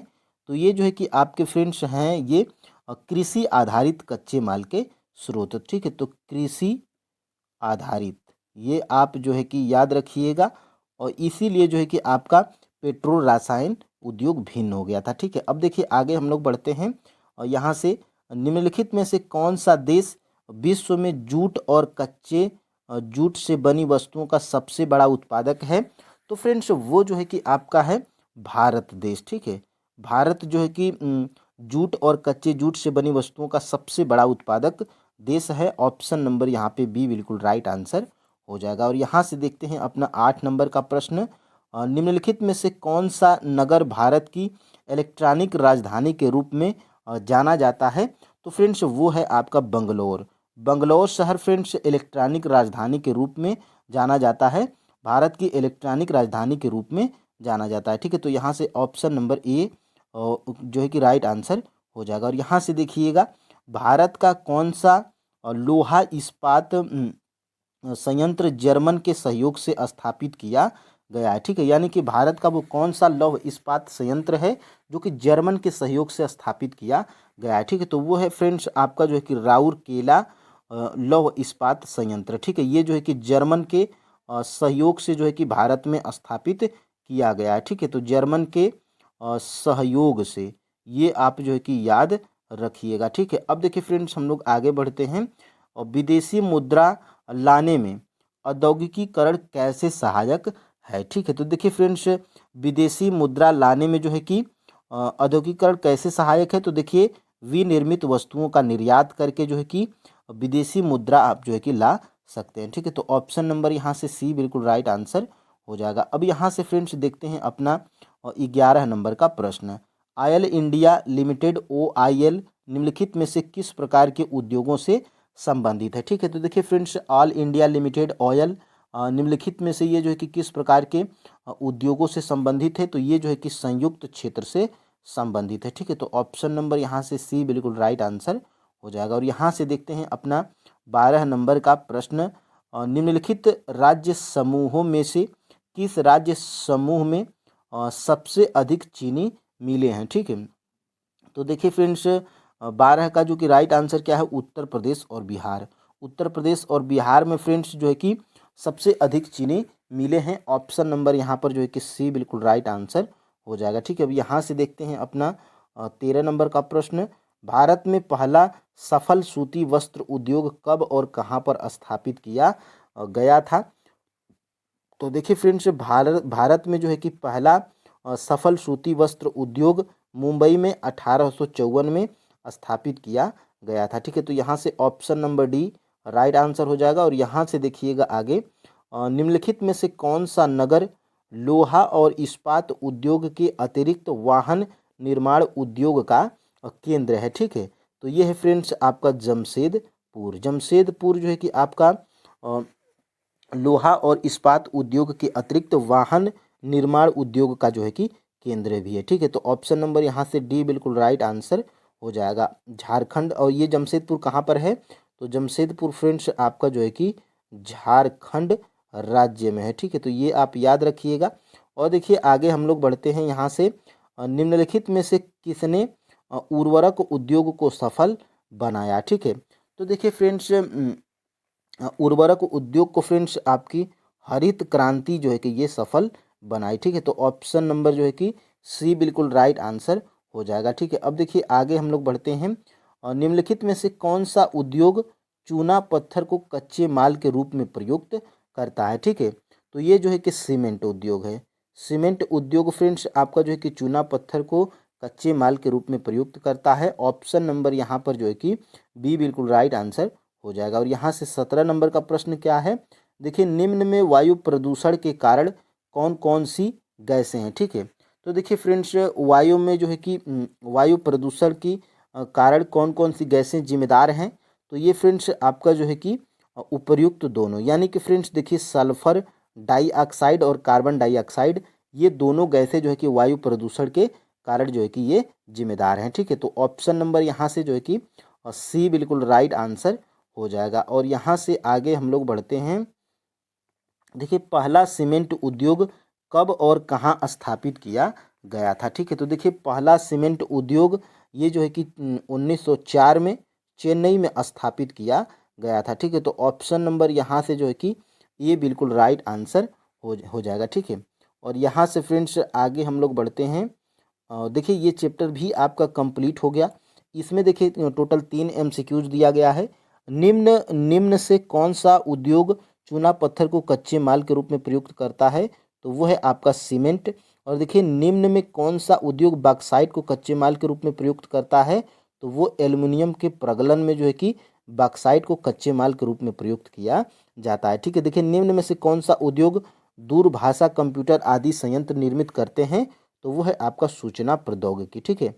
तो यहाँ से आपको जो है कि प्रश्न मिल गए हैं। अब देखिए फ्रेंड्स, अब हम लोग अपना जो है कि क्लास 10th की एनसीईआरटी ज्योग्राफी में चैप्टर नंबर 7 को कंप्लीट करेंगे, जो कि आपका लास्ट चैप्टर होगा। देखिए भारत की पहली ट्रेन कब और किन 2 स्टेशनों के बीच शुरुआत की गई थी, तो देखिए फ्रेंड्स यहाँ पर जो है कि आपका राइट आंसर क्या है कि भारत की पहली ट्रेन जो है कि कब और किन 2 स्टेशनों के बीच, तो देखिए फ्रेंड्स यहाँ पर मुंबई से ठाणे के बीच में 1853 में जो है कि आपकी पहली ट्रेन जो है कि स्थापित की गई थी। ऑप्शन नंबर यहाँ पर जो है कि बी बिल्कुल राइट आंसर हो जाएगा। अब देखिए यहाँ से आगे हम लोग बढ़ते हैं। इनमें से कौन सी हमारी देश की प्राथमिक सड़क प्रणाली है, ठीक है। तो देखिए फ्रेंड्स, इनमें से जो है कि हमारे देश की प्राथमिक सड़क प्रणाली ये जो है कि आपकी राष्ट्रीय राजमार्ग है, ठीक है। तो राष्ट्रीय राजमार्ग आप जो है कि याद रखिएगा ऑप्शन नंबर ए। और यहाँ से देखिएगा आगे, और निम्न में से कौन से 2 दूरस्थ स्थित स्थान पूर्वी पश्चिम गलियारे को आपस में जोड़ते हैं, ठीक है। तो ये महत्वपूर्ण प्रश्न है और ये जो है कि आपके एग्जाम्स में पूछा भी जा चुका है कि निम्न में से कौन से 2 दूरस्थ स्थित स्थान पूर्वी पश्चिम गलियारे को आपस में जोड़ते हैं, तो ये है फ्रेंड्स आपका जो है कि ऑप्शन नंबर बी सिलचर और पोरबंदर। ये जो है कि ये दूरस्थ स्थित स्थान है जो पूर्वी पश्चिम गलियारे को आपस में जोड़ते हैं, ठीक है। तो ऑप्शन नंबर यहाँ से जो है कि बी बिल्कुल राइट आंसर हो जाएगा। और यहाँ से देखते हैं आगे, उत्तरी रेलवे का मुख्यालय कहाँ स्थित है, ठीक है। तो देखिए उत्तरी रेलवे का जो है कि मुख्यालय ये आपका जो है कि कहाँ पर स्थित है, तो ये जो है कि आपका ऑप्शन नंबर सी दिल्ली में जो है कि स्थित है उत्तरी रेलवे का मुख्यालय, ठीक है। अब देखिए आगे हम लोग बढ़ते हैं और यहाँ से अपना अगला प्रश्न, राष्ट्रीय जलमार्ग संख्या 1 निम्न में से किन स्थानों के बीच नौका गम्य है, ठीक है। तो ये देखिए राष्ट्रीय जलमार्ग संख्या 1 निम्न में से किन स्थानों के बीच नौका गम्य है, तो ये है फ्रेंड्स आपकी जो है कि इलाहाबाद एवं हल्दिया के बीच में जो है कि राष्ट्रीय जलमार्ग संख्या 1 स्थित है, ठीक है। तो ऑप्शन नंबर यहाँ पे ए बिल्कुल राइट आंसर हो जाएगा। अब देखिए यहाँ से हम लोग आगे बढ़ते हैं और देखते हैं दिल्ली और अमृतसर किस राजमार्ग को आपस में जोड़ते हैं, ठीक है। तो देखिए दिल्ली और अमृतसर ये जो है कि आपके राष्ट्रीय राजमार्ग संख्या 1 को आपस में जोड़ते हैं, ठीक है। तो ऑप्शन नंबर यहाँ से सी बिल्कुल राइट आंसर हो जाएगा। और यहाँ से 7 नंबर का प्रश्न क्या है, निम्नलिखित में से कौन परिवहन का सबसे सस्ता साधन है, ठीक है। तो ये जो है कि परिवहन का सबसे सस्ता साधन फ्रेंड्स आपका जो है कि जलमार्ग के द्वारा जो है कि परिवहन ये जो है कि सबसे सस्ता साधन है, ठीक है। ऑप्शन नंबर यहाँ से सी बिल्कुल राइट आंसर हो जाएगा। और यहाँ से देखते हैं अपना 8 नंबर का, हाल के वर्षों में भारत इनमें से किसके निर्यात के माध्यम से सबसे ज़्यादा विदेशी मुद्रा अर्जित कर रहा है, ठीक है। तो भारत जो है कि आपके सूचना प्रौद्योगिकी के मामले में जो है कि विदेशी मुद्रा ज़्यादा अर्जित कर रहा है। ऑप्शन नंबर यहाँ से जो है कि बी बिल्कुल राइट आंसर हो जाएगा। और यहाँ से देखते हैं 9 नंबर का, उत्तर दक्षिण गलियारा किन दो अंतिम सिरों के नगरों को जोड़ता है। ठीक है, तो उत्तर दक्षिण ये जो गलियारा है फ्रेंड्स, ये आपका श्रीनगर और तिरुवनंतपुरम को जो है कि जोड़ता है। ठीक है, तो ऑप्शन नंबर यहाँ से सी बिल्कुल राइट आंसर हो जाएगा। और यहाँ से देखते हैं आगे, निम्न में से किस प्रकार की सड़कों को प्रधानमंत्री ग्रामीण सड़क योजना के तहत विशेष प्रोत्साहन मिला है। ठीक है, तो ये जो है कि आपकी जो ग्रामीण सड़कें हैं फ्रेंड्स, इनको जो है कि प्रधानमंत्री ग्रामीण सड़क योजना के तहत विशेष प्रोत्साहन मिला है। ठीक है, तो ऑप्शन नंबर यहाँ से सी बिल्कुल राइट आंसर हो जाएगा। और यहाँ से देखते हैं, देखिए स्वर्णिम चतुर्भुज महाराजमार्ग किन किन शहरों को जोड़ता है। तो देखिए फ्रेंड्स, ये जो स्वर्णिम चतुर्भुज महाराजमार्ग है, ये जो है कि आपके दिल्ली, कोलकाता, चेन्नई, मुंबई, ठीक है, इनके जो है कि शहरों को जोड़ता है। इसलिए फ्रेंड्स उपयुक्त दोनों आपका राइट आंसर हो जाएगा ऑप्शन नंबर सी। ठीक है, अब देखिए यहाँ से अपना जो है कि आगे का प्रश्न देखते हैं। विश्व की सबसे लंबी राजमार्ग सुरंग जो है कि अटल सुरंग की कितनी लंबाई है। तो देखिए फ्रेंड्स, आपके क्लास 10th के एनसीईआरटी के चैप्टर नंबर 7 में दिया गया है कि विश्व की सबसे लंबी राजमार्ग सुरंग अटल सुरंग की लंबाई जो है कि 9.02 किलोमीटर है। ठीक है, तो ये आप एग्जैक्ट याद रखिएगा। ऑप्शन नंबर यहाँ से जो है कि ए बिल्कुल राइट आंसर हो जाएगा। ठीक है, और यहाँ से फ्रेंड्स आपका जो है कि देखिए ये चैप्टर कंप्लीट होता है और इसमें क्या दिया गया है अभ्यास में, निम्न से कौन से दो दूरस्थ स्थित स्थान पूर्वी पश्चिम गलियारे को जोड़ते हैं। तो सिलचर और पोरबंदर, ये आपने कर चुका है। देखिए निम्नलिखित में से परिवहन का कौन सा साधन वह नानतड़ हानियों तथा देरी को जो है कि घटाता है। तो ये है आपका रेलवे। ठीक है, और निम्न में से कौन सा राज्य हजीरा विजयपुर जगदीशपुर पाइपलाइन से नहीं जुड़ा है। तो वो है फ्रेंड्स आपका जो है कि महाराष्ट्र। ये जो है कि हजीरा विजयपुर जगदीशपुर पाइपलाइन से नहीं जुड़ा है। ठीक है, और ये मध्य प्रदेश, गुजरात और उत्तर प्रदेश, ये जो है कि तीनों जुड़ा हुआ है। ठीक है, और यहाँ से फ्रेंड्स हम लोग जो है कि आगे बढ़ते हैं। और यहाँ से देखिए ये आपका जो है कि ये आपका जो है कि शायद किसी चैप्टर का जो है कि इसी चैप्टर का है।